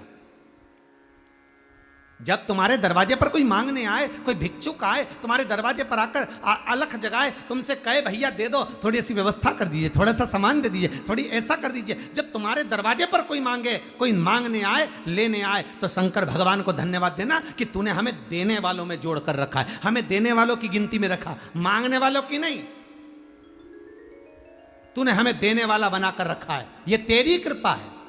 कम से कम लोग दरवाजे पर आए, मांगने आए, तूने कम से कम देने वालों में मेरा नाम तो लिखा, देने वालों में मेरा नाम तो अंकित किया। ये लिस्ट जो चलती है ना, देने वाली लेने वाली, इसमें देखा जाता है, तूने कम से कम मुझे इस लायक तो बनाया कि मैं दूंगा।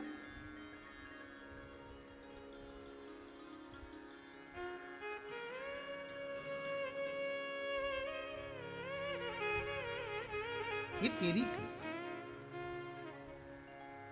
केवल यहां से मुझे मिलेगा मिलेगा, मेरे को देना नहीं है, केवल मिले होता है। एक पंडित जी कथा करने गए एक गांव में, और गांव में कथा करने गए तो गांव के लोगों से कहा भैया हमको कथा वाचना। एक व्यक्ति से कहा हमको यहाँ कथा वाचना, हमारी कथा करवा दो। उसने कहा महाराज जी कथा कैसी होती है? तो कहे बस तुम यहाँ बिछात मिछात कर दो और सारे गांव में सूचना दे दो, हम कथा कर देंगे। तुम तो यहाँ गांव में कहो और सारे गांव में सूचना दे दो, और एक कुछ बिछात मिछात कर दीजिए, और जब बिछात कर दोगे तो हम कथा बाज देंगे। अब पंडित जी ने जैसे कहा था, तो उनके पास में कोई बिछाने का सामान नहीं था, तो बेचारा वो व्यक्ति गया और उसने अपनी धोती निकाली और धोती को बिछा दिया, और बिछा के एक पाटा रख दिया, अगरबत्ती वगैरह लगा दी, और पंडित जी से कह दिया कि तुम बैठ जाओ महाराज, तुम बैठ जाओ और बैठ कर तुम कथा वाचो। पंडित जी जैसे बैठ के कथा वाचने लगे, सारे गांव के लोगों को किया है कथा चालू हो रही, सारे गांव के लोग आ गए, कथा सुनने के लिए बैठ गए। पंडित जी ने कथा चालू करी, 15 मिनट 20 मिनट पंडित जी ने जो कथा चालू करी, गांव के लोगों ने तो कभी कथा सुनी थी, उनका मन तो कभी लगा नहीं जिंदगी में, तो सारा गांव का लोग धीरे धीरे धीरे करके उठ के चला गया। एक व्यक्ति बैठा रहा, केवल एक व्यक्ति बैठा, बाकी के सब चले गए। आखिरी में पंडित जी ने अक्षतम केशवम राम नारायणम जैसे बोले, आरती पूजन हुई। पंडित जी ने उनसे पूछा भैया सब चले गए? हाँ। तुम नहीं गए? वो बोला भैया हम जाने को तो चले जाते, पर हमारी धोती पे तो तुम बैठे थे। बच्चा ही वो था जिसकी धोती थी, मतलब बैठे इंतजार में कि अभी आगे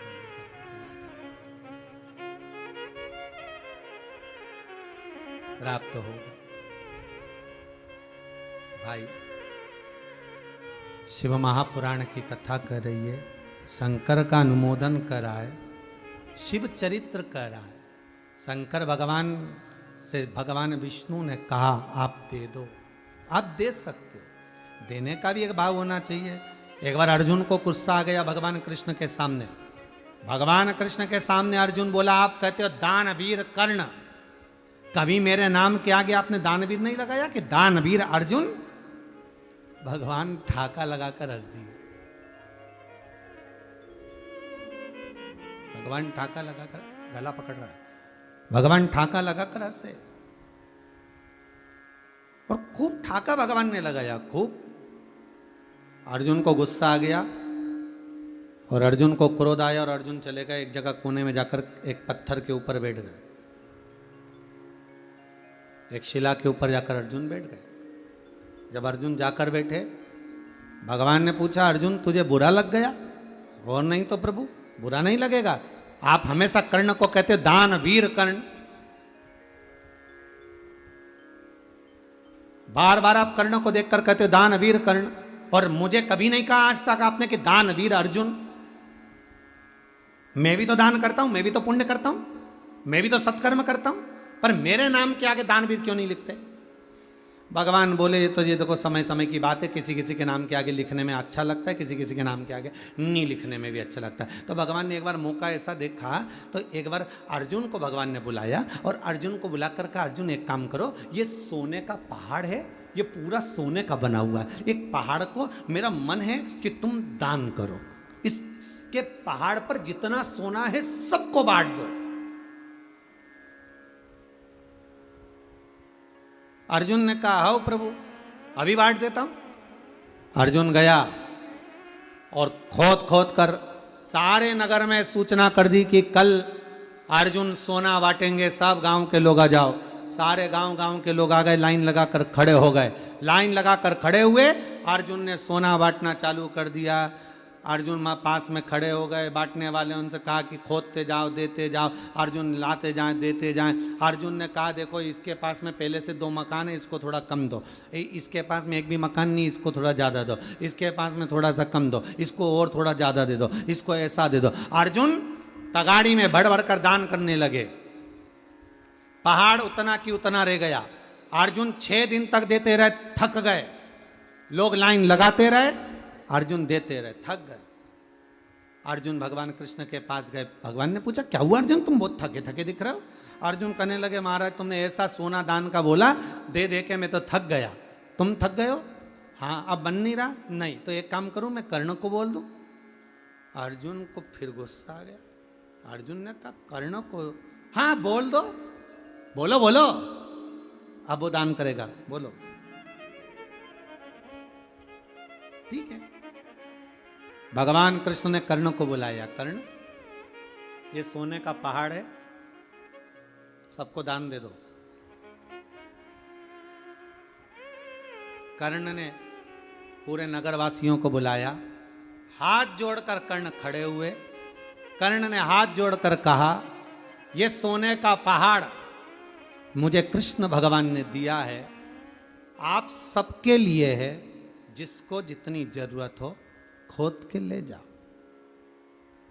खोदो और ले जाओ।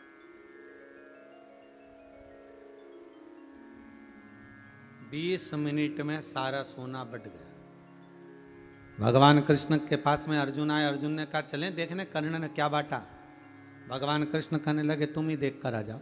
अर्जुन जो देखने गए तो वहां सोने का पहाड़ ही नहीं था, सब गायब। पूरा सोने का पहाड़ गायब हो गया। प्रभु वहां तो पहाड़ ही नहीं है। भगवान कहने लगे सब बांट दिया। इतनी जल्दी कैसे बांट दिया?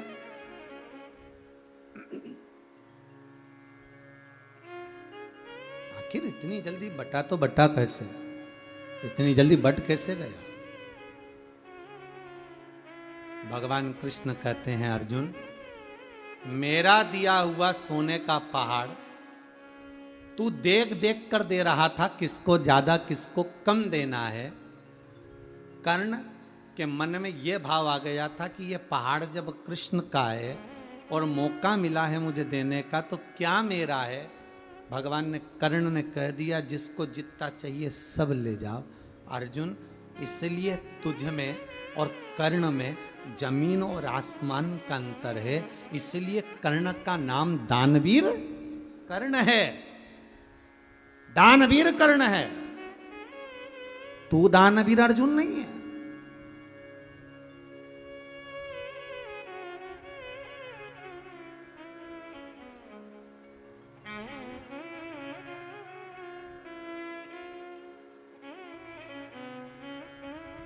तू नहीं है।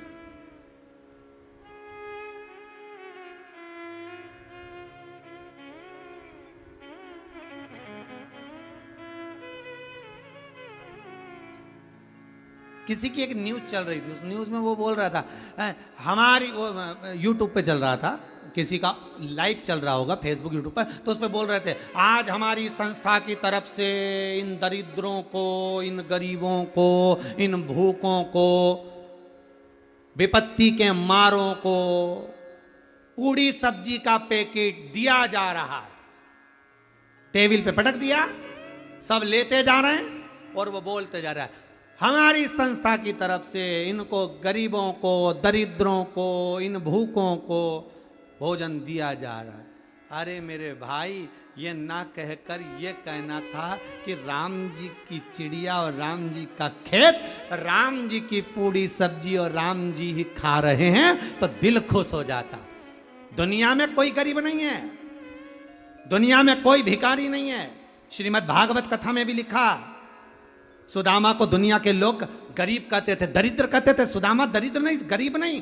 दुनिया का सबसे गरीब व्यक्ति वो है जिसके पास धन बहुत है पर दान करने का मन नहीं। वो दुनिया का सबसे बड़ा भिखारी, दुनिया का सबसे बड़ा गरीब है। और दुनिया का सबसे बड़ा सेठ कौन है? भले उसके पास में कुछ नहीं पर उसके घर से कोई भूखा ना जाए, उसके घर से कोई प्यासा ना जाए, वो दुनिया का सबसे बड़ा सेठ है।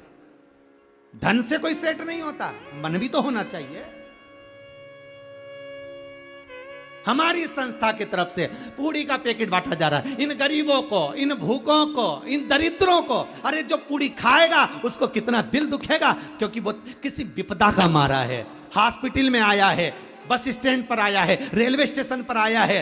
वो जानकर कर नहीं आया, कोई विपदा आई होगी, कहीं जा रहा होगा, भूख से बच्चे बिलख रहे होंगे, इसलिए शायद वो भोजन का पैकेट उठाया होगा। और तुम उसको दिखा कर करो कि इन दरिद्रों को, इन गरीबों को, इन भिखारियों को, इन भूखों को हम रोटी खिला रहे, हम अन्न दे रहे हैं। अरे तुम्हारी सामर्थ्यता क्या?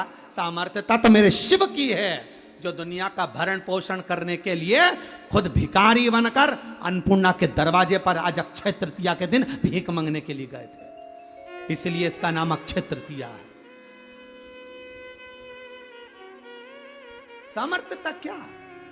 फोटो दिखा रहे हैं, वीडियो दिखा रहे हैं, ये गरीबों को, ये भिखारियों को, ये दरिद्रों को हम भोजन के। ना ना ना ना, तुम नहीं, तुम्हारी सामर्थ्यता नहीं। ये तो राम जी की पूड़ी, राम जी की सब्जी, राम जी की चिड़िया और राम जी का खेत है। और भगवान ने तुम्हें इस लायक बनाया, इसलिए किसी को देते दो, कोई मांगने आया उसको दो, और देने के बाद शंकर जी को धन्यवाद दो कि तूने मुझे देने वालों की लिस्ट में रखा, लेने वालों की नहीं। मुझे मांगने वालों की लिस्ट में नहीं रखा, मुझे देने वालों की लिस्ट में रखा। ऐसी कृपा बनाकर रखना विश्वनाथ, मेरा हाथ ऐसा रखना कि मैं देते रहूं, दुनिया के आगे मैं मांगने ना जाऊं। ऐसी मत कर देना, मेरे को ऐसा हाथ रखना कि मैं प्रदान करते रहूं, देते रहूं, मुझे मांगना ना पड़े। तूने मुझे अच्छी लिस्ट में नाम जोड़ा है, अच्छी जगह पर मेरा नाम लिखा है।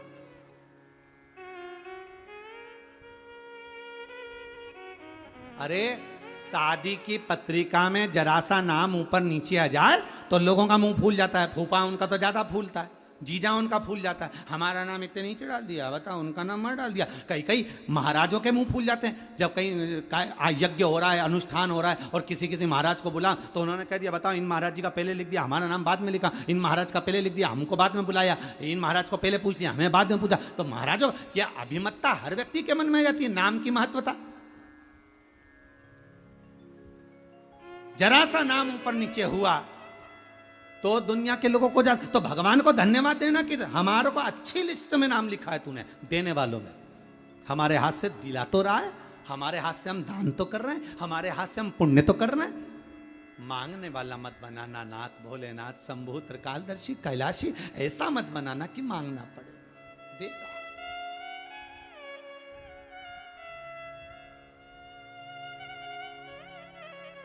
ये मेरा पुण्य मेरा छिन्न ना हो, ये बड़ी कृपा। तो शंकर भगवान से भगवान विष्णु कह रहे हैं आप जाओ, आप दुनिया के लोगों को दे सकते हो। तो मेरे पास शिव जी बोले है ही क्या, एक डमरू, एक त्रिशूल, सर्प, मृगछाला, गंगा की धारा, इसके सिवाय है ही क्या? क्या है इसके सिवाय?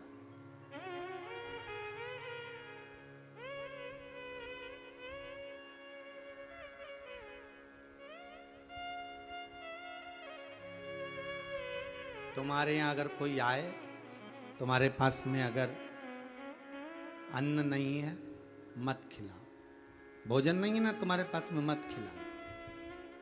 तुम्हारे पास में चाय की पत्ती नहीं है तो चाय भी मत पिलाओ। तुम्हारे पास में गुड़ नहीं है, शक्कर नहीं है, मत खिलाओ। तुम्हारे पास में सौंफ नहीं है, वो भी मत खिलाओ। शिव महापुराण की कथा कहती है, शंकर जी कहते हैं मैंने जो तुझको दिया वो तो दे दे कम से कम।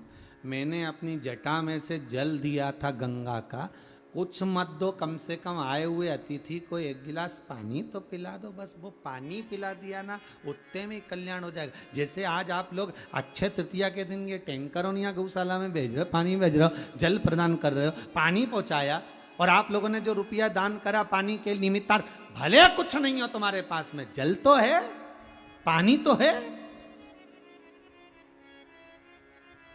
और केवल गौशाला से मतलब नहीं, तुम्हारे दरवाजे पर जो आए, तुम्हारी चौखट पर जो आए, भले अभी कोरोना महामारी चल रही है, अभी भले किसी को मत बुलाओ और ना तुम किसी के यहाँ जाओ, अभी तो तुम बस मास्क लगा कर रखो, हाथ धोते रहो और सोशल डिस्टेंसिंग का पालन करो। भले अभी नहीं जा रहा है, पर कोरोना महामारी समाप्त होने के बाद कोई अगर तुम्हारे दरवाजे पर आए, भले चाय मत पिलाना, भले भोजन मत कराना, भले कुछ मत देना, पर कम से कम एक गिलास पानी पिलाना। शिव महापुराण की कथा में जल की महत्वता कही है, और गरुड़ पुराण के 5वें अंश में जल की महत्वता कही है कि जो बैसाख के महीने में किसी को एक गिलास पानी, कल हमारी चर्चा चल रही थी कि मारवाड़ में, राजस्थान में और गुजरात में और भी अन्य अन्य जगहों पर, हैदराबाद साइड में वहाँ ऐसा नियम रहा है कि उत्तराखंड में ऐसा नियम रहा, हमारे मध्य प्रदेश में ऐसा नियम रहा है कि पहले जमाने का, पूर्व में बैसाख के महीने में 15 दिन अच्छे अच्छे घर के सेठ ब्राह्मण के घर में 2 मटका पानी भरने जाते थे। रोज शाम के समय पानी भरकर आते थे ब्राह्मण के घर में। उस जल की महत्वता क्या है, क्या महत्वता होती होगी इस जल की? उस जल की महत्वता यह होती है कि अगर कोई अनायास मर गया और उसको पानी, गंगा जल भी नहीं मिला, तो जो जल ब्राह्मण के घर में भरा गया था, उस जल का फल प्राप्त हो जाता है। कोई सहज है जल?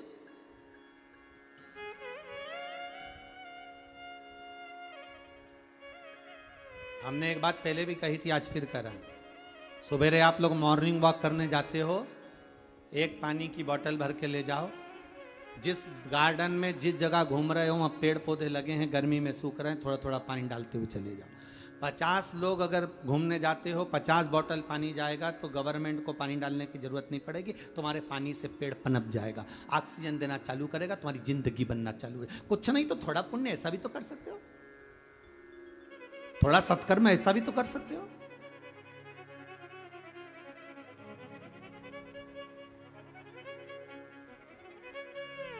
थोड़ा सा पुण्य का भाग धारण करो। शिव कथा कह रही है, किसी को कुछ नहीं दे सकते, जल जरूर दो। घर में सब लोग बैठकर टीवी देख रहे हैं, आस्था चैनल चल रहा है, मोबाइल पर कथा सुन रहे हैं, इतने में किसी ने कह दिया भाभी प्यास लग रही है, पानी ला दो। भाभी का फर्ज है कि वो दूसरे पर ना सौंपे, भाभी का फर्ज है कि वो नौकर से ना कहे, खुद जाए, एक गिलास पानी भरकर ला कर दे। उसका ध्यान शिव महापुराण में है। आप अगर उसको एक गिलास पानी पिला दोगे, यही समझना शंकर के शिवलिंग पर जल चढ़ाया है, उसका पुण्य तुम्हारे खाते में। बच्चे से कहा बेटा जा एक गिलास पानी ला दे, बेटे से कहना, दूसरे को मत कहना, खुद उठ कर जा जल लेकर आ। बूढ़े माँ बाप को जल की जरूरत पड़ रही है, घर के बड़े को जल की जरूरत पड़ रही है। कोई ने कह दिया बेटा एक गिलास पानी ला दे, हाँ मम्मी अभी लाए। भले बैसाख हो, ज्येष्ठ हो, कोई सा भी महीना हो, ऐसा जरूरी नहीं कि बैसाख में तुम पानी पिलाओ और बाकी के समय भूखे प्यासे रख दो।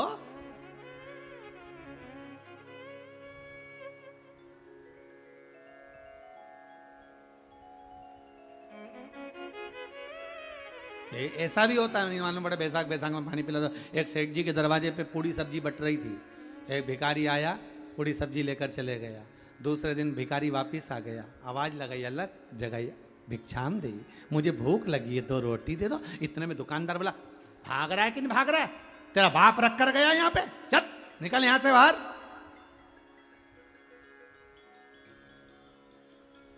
भिखारी से किसी ने पूछा कि तुम उसके यहाँ काय को गए थे मांगने के लिए, कि कल भी तो पूरी सब्जी बट रही थी, हाथ जोड़ जोड़ के खिला रहे थे, ले लो साहब, ले लो साहब, ले लो साहब, ले लो साहब। तो पड़ोसी ने कहा वो तो अमावस्या थी तो उसके बाप के निमित्त से खिला रहा था, अब रोज रोज थोड़ी ना खिलाएगा, इसलिए भगा दिया। तो भले नहीं खिलाता पर प्रेम से तो बोल देता, बाप तक पहुंचने की क्या जरूरत थी। इतना ही कह देता कि हमारे यहाँ भंडारा केवल एक ही दिन हुआ था, अब नहीं दे सकते, पर प्रेम से। कई लोगों की आदत थी बैसाख महीने में पानी पिला दे, मालूम पड़े जे तोरा का सब, बाकी का तो गया राम जी। ऐसा नहीं, किसी ने जल मांगा, आवाज लगाई, अंदर से चाहे दादी हो, दादा हो, बुआ हो, फूफा हो, मामा हो, मामी हो, काका हो, काकी हो, ताई हो, ताऊ हो, चाची हो, चाचा हो, भाई हो, भाभी हो, बहन हो, कोई भी हो, किसी ने कहा जा पानी ला कर दे, तुरंत गए जल लेकर। अभी आया, अभी, और जाकर तुरंत जल लेकर आओ। हो सकता है इस जल लाने में मेरा कोई हित हो। जल का मुझे ही क्यों कहा? घर में इतने सारे लोग बैठे थे, किसी और से पानी मंगवा सकते थे, पर तुझको ही क्यों कहा कि तू पानी ला दे? उसका कारण है कि भगवान ने तुझे इस लायक बनाया है। भगवान ने तुझे इस लायक बनाया कि तू किसी के लिए जल दे सकता है। हो सकता है इतने लोगों में किसी की कैपेसिटी नहीं है जल दान की भी, इसलिए उसको नहीं कहा माने कि तू पानी ला दे, बहू तू ला दे, बड़ी बहू तू ला दे। हो सकता है किसी एक व्यक्ति को उसको कहा, क्योंकि भगवान ने प्रेरणा दी कि इसको बोलना।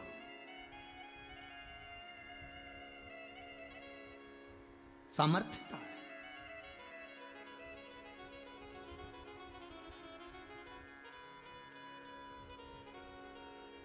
सामर्थ्य शंकर भगवान से भगवान विष्णु कर है, आप कर सकते हो।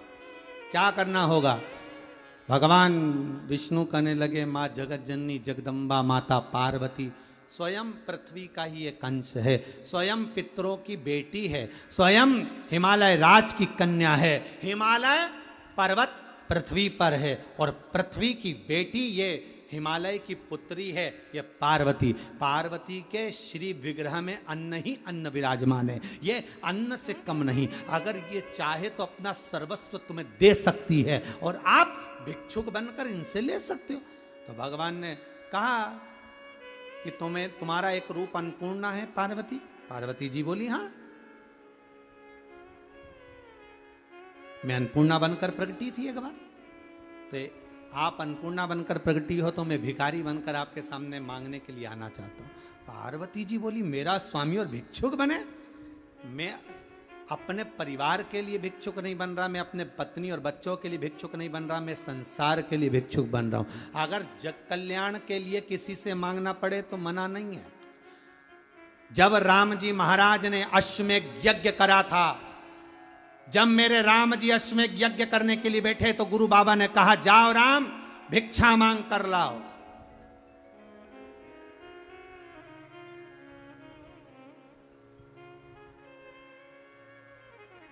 राम जी बोले मैं अयोध्या नरेश राम। गुरु जी आप मुझसे कह रहे हो मैं जब सोने की सीता बना सकता हूं, इतना महल मेरे पास, राज्य इतना मेरे पास, और आप कह रहे हो कि अश्वमेध यज्ञ के लिए भिक्षा मांग कर लाओ। राम जाओ भिक्षा मांग कर लाओ। राम जी भिक्षा मांग कर लाए, यज्ञ पूर्ण हुआ। राम जी ने गुरु जी से पूछा ये बताओ कि मुझसे भिक्षा क्यों मंगवाई? गुरु जी ने कहा राम अश्वमेध यज्ञ करते समय तुम्हारे मन में यह अहंकार नहीं आना चाहिए कि यज्ञ मैंने कराया, यज्ञ मेरा है, मैंने अश्वमेध यज्ञ कराया, मैं राजा कर सकता था, इसलिए तुम्हें दरवाजे दरवाजे पर भेजकर भिक्षा मंगवाई कि तुम्हारा यह अहंकार चले जाए। यह यज्ञ केवल तुम्हारा नहीं, यह यज्ञ पूरे अयोध्या का है। ये राम मंदिर बनने के लिए जो नियम बनाया था कि सब जगह जगह से दान मांगा गया, क्या राम मंदिर बन नहीं सकता था? बन सकता था, पर रामचरितमानस का अनुमोदन करने वाले जानते थे कि एक एक रुपया अगर एक एक घर से भी आएगा और राम जी की सेवा में लगेगा तो एक एक हिंदू को यह मालूम पड़ेगा कि यह मंदिर तुमने बनवाया, यह मंदिर तुम्हारे द्वारा बना। मंदिर तो प्रशासन बनवा देती कब का, कोई एक सेठ बनवा देता उसको, पर जगत से मांग कर बनवाया गया, भिक्षा ली गई। उसका कारण यह था कि राम मंदिर किसी एक का नहीं, राम मंदिर एक एक हिंदू का है। एक एक व्यक्ति का, उसने भी उसमें धन लगाया है तो मंदिर बनाने वाला वो भी है। इसको अहंकार ना आए किसी को, अभिमत्ता ना आए किसी को, अहमता में कोई ना फूले। इसलिए भिक्षा, मेरे राम जी महाराज से गुरुदेव कहते हैं जा भिक्षा मांग कर लाओ अश्वमेघ। तो जब जग कल्याण की बारी आए, मेरे शंकर कहते हैं जगत का जब हित करना हो, जग का जब कल्याण करना हो, तो शंकर कहते हैं मैं भीख मांगने को भी तैयार हूं। इसलिए है अन्नपूर्णे, तेरे दरवाजे पर मैं भिक्षा मांगने आऊंगा। पर अन्नपूर्णा तो भिक्षा ऐसी देना कि वो भिक्षा में जब लूं तो वो क्षय ना हो, उसी का नाम अक्षय तृतीया है।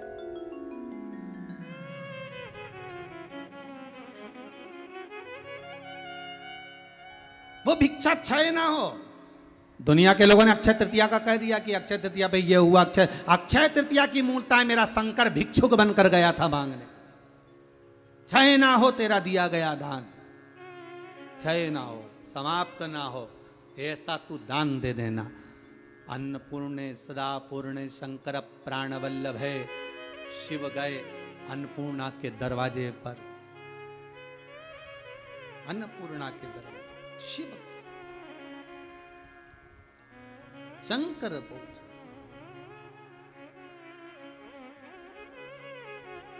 डम डम डमरू वाला बड़ा है मत वाला, डम डम डमरू वाला बड़ा है मत वाला।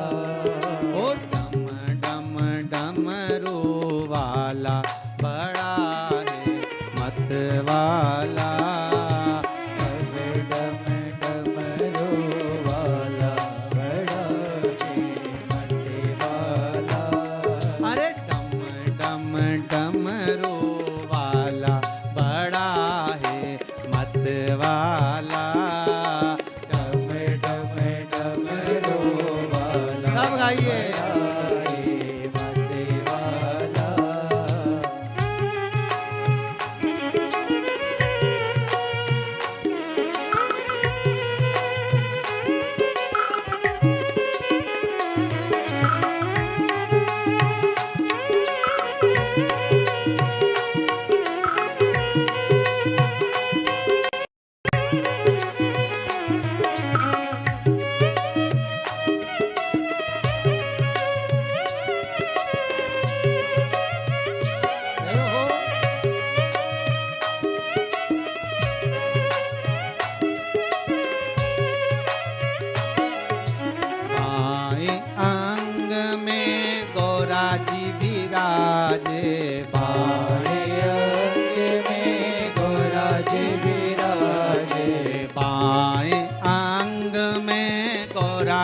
विराजे बाएं अंग में गोरा जी विराजे, ओ गोरा जी विराजे, गोरा जी विराजे, हाँ गोरा जी विराजे, गोरा जी विराजे। ओ बाएं अंग में गौरा जी विराजे, बाएं अंग में गोरा जी विराजे। ओ गोदी में गणपति लाला बड़ा है मत वाला, गोदी में गणपति लाला बड़ा है मत वाला। अरे डम डम डमरू वाला बड़ा है मत वाला, डम डम डमरू वाला बड़ा है मत वाला।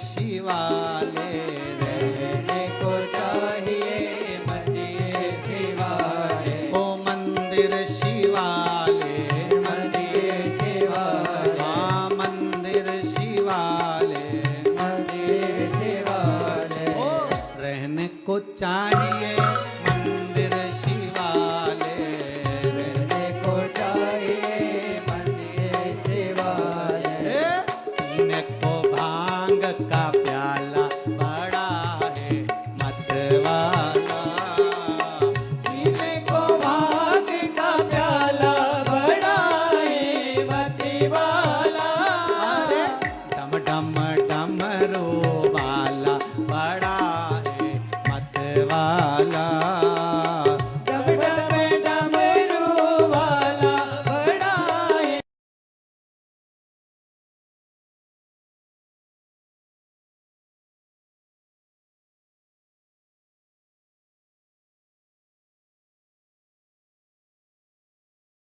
वाला बड़ा मतवाला मतवाला बड़ा मजे वाला, अरे डम डम डमरू वाला बड़ा है मतवाला डम डम डमरू वाला बड़ा है मती वाला, अरे डम डम डमरू वाला बड़ा है मतवाला डम डम डमरू वाला बड़ा है मती वाला,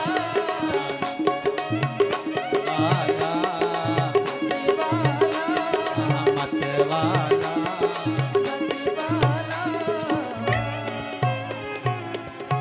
भगवान शिव की कथा करी, शंकर जैसा मतवाला कौन होगा जो भिक्षा मांगने के लिए अपनी धर्म पत्नी स्वयं अन्नपूर्णा के दरवाजे पर जा रही। अन्नपूर्णा जी ने पूछ लिया,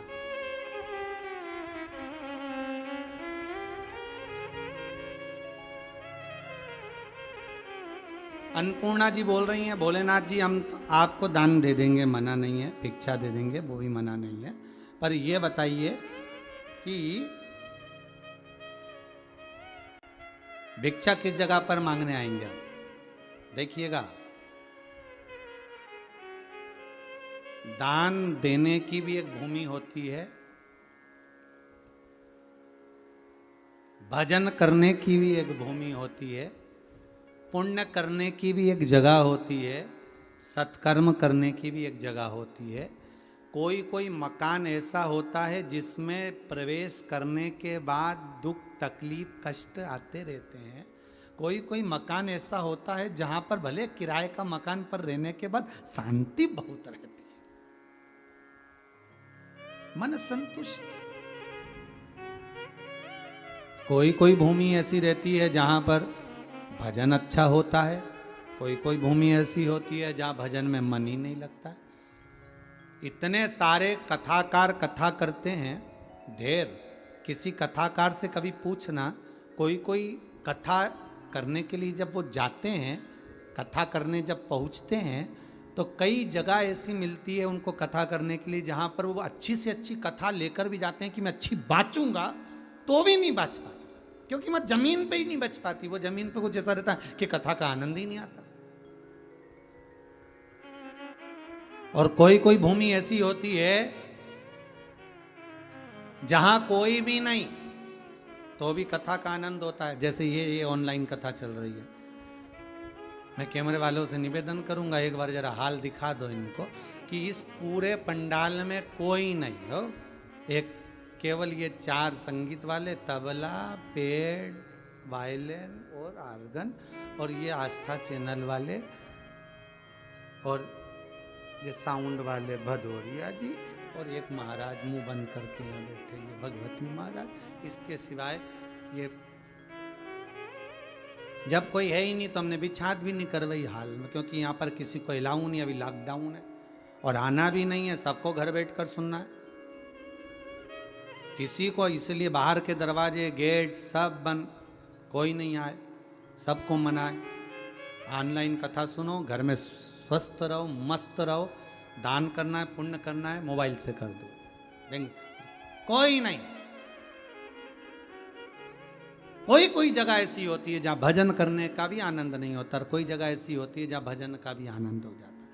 पर इस जगह पर कोई भी नहीं है। पर आप लोग जो टीवी के सामने बैठ के कथा सुन रहे हो ना, तो इस व्यासपीठ पर ऐसा महसूस होता है कि आप सब ये कुबेरेश्वर धाम में बैठकर कथा का आनंद ले रहे हो। आप जहां बैठे हो, सोफे पर, पलंग पर, कुर्सी पर, जमीन पर, कुछ खाते हुए, तरबूजा, खरबूजा, आम, अंगूर जो भी खा रहे हो, खाते खाते भी सुन रहे हो, पान सुपारी जो खा रहे हो, खाते खाते, रोटी खाते, तुम जो कथा सुन रहे हो, चाय पीते, सिर पे हाथ रखकर आराम से टिक कर थोड़ी देर की घुर्राटा भी भर लिया, फिर जाग गए, फिर सुन लिया, ये जो तुम कथा सुन रहे हो ना, ये ऐसा लग रहा है कि आप बस बाबा के धाम में बैठ के कथा का रसास्वादन कर। बच्चों को दोचते हुए बैठ जा, इधर सरक उधर सरक, और कथा सुन रहे हो।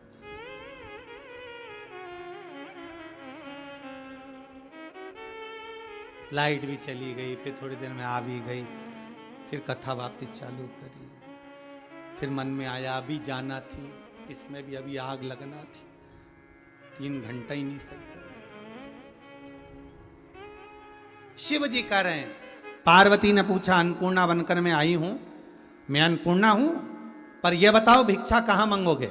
शंकर भगवान बोलने लगे, जिस काशी को मैंने अपने त्रिशूल पर बसाया है, जिस काशी के लिए मैं गंगा जी को लेकर आया हूं, जिस काशी को शंकर को स्वयं शनि महाराज ने विराजमान करा है, जिस काशी में मेरा काल भैरव कोतवाल बनकर बैठा है, जिस काशी में गंगा नित्य स्मरण करती है, जिस काशी में आंत्री अनसुईया का स्मरण हुआ है, मनु शत्रुपा का स्मरण हुआ है, जिस काशी में देवता भी आने के लिए तरसते हैं, मैं उस काशी में अन्नपूर्णा तुमसे भिक्षा मांगने के लिए आऊंगा। पूरे विश्व के सारे शंकर मंदिर में जाकर देखना, हर मंदिर में पार्वती शंकर के साथ मिलेगी, पर काशी विश्वनाथ में अन्नपूर्णा शंकर के साथ मिलेगी।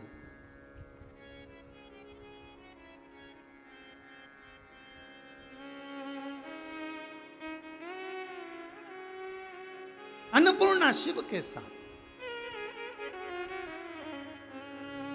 शिव जी चले जोगी बनकर, तपस्वी बनकर।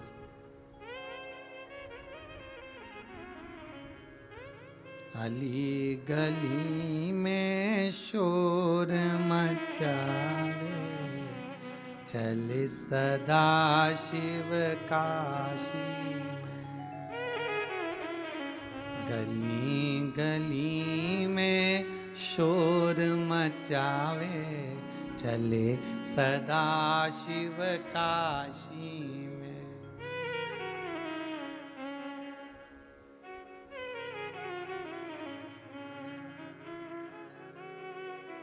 अरे बन आयो महादेव बैरागी, बन आयो महादेव बैरागी।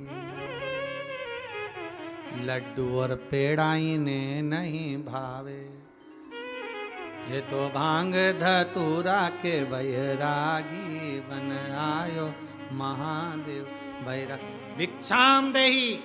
पार्वती जी अन्नपूर्णा का रूप रखकर, अन्न का भाग लेकर, शरीर से ही अन्न को प्रकट कर कर मां अन्नपूर्णा सामने आकर खड़ी हो गई।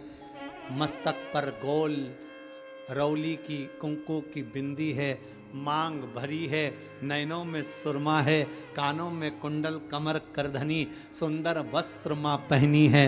अन्नपूर्णा महारानी कहती है, बाबा ले भिक्षा।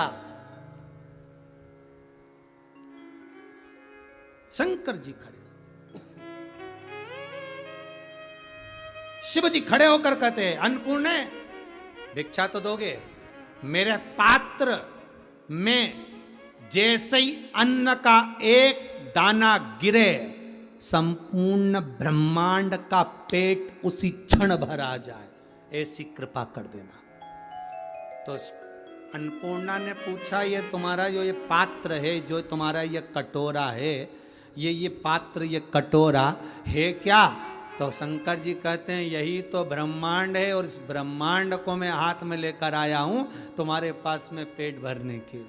और पेट कोई दूसरा नहीं भर सकता, वो माँ ही भर सकती है। माता का आशीर्वाद और पिता उस ब्रह्मांड को हाथ में लेकर, मेरा शंकर मेरा शिव औघड़दानी, पात्र लेकर अन्नपूर्ण सदा पूर्ण शंकर प्राण वल्लभ है अन्नपूर्णा दीजिए, हे अन्नपूर्णा प्रदान कर दीजिए, हे अन्नपूर्णा दीजिए।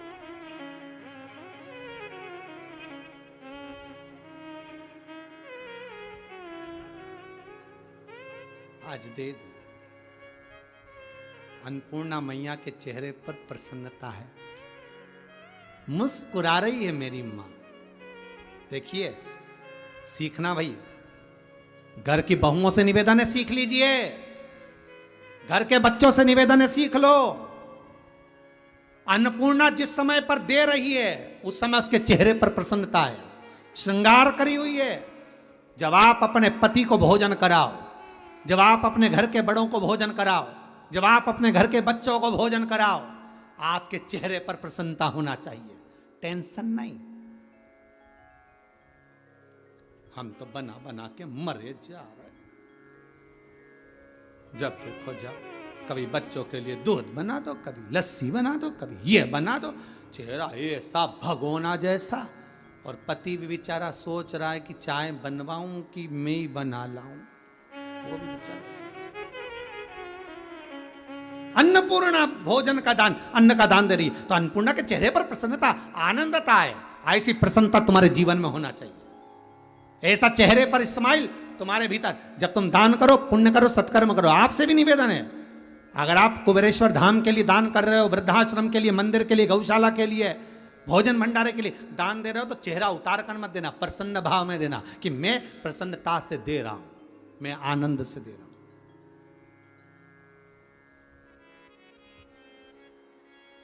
रो कर नहीं।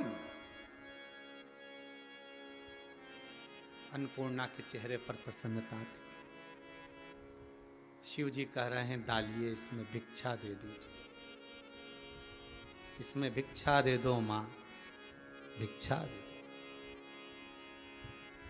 मां ने थोड़ा सा अन्न का भाग शिव के पात्र में जैसे ही दिया, शिव महापुराण की कथा कहती है, एक दाना अन्न का पात्र में गिरा और अन्नपूर्णा ने संपूर्ण ब्रह्मांड में भरण पोषण कर दिया, सबका पेट भर दिया, सबका भोज कर दिया।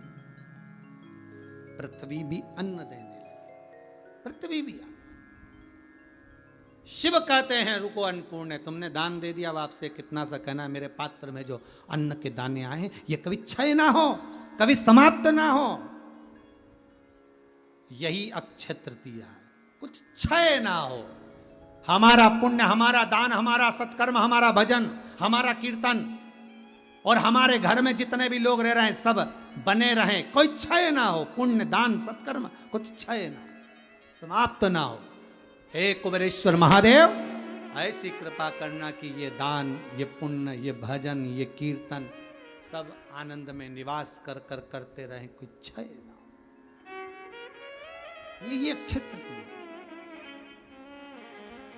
शंकर औघड़दानी, त्रिकालदर्शी, कैलाशी, जिनके घर में गणेश जी का विवाह होकर रिद्धि सिद्धि आ जाती है, जिनके घर में मंगल विवाह होकर रिद्धि सिद्धि स्वयं बहु बनकर आती है, वो त्रिकालदर्शी कैलाशी मेरा शंकर, जिनके घर में स्वयं रिद्धि सिद्धि बहु हो, वो भी अन्नपूर्णा के दरवाजे पर जन कल्याण के लिए भिक्षा मांग कर ले आते। ऐसे मेरे शिव हैं, ऐसे मेरे शंकर, ऐसा मेरा औघड़ी, ऐसा मेरा त्रिकालदर्शी है।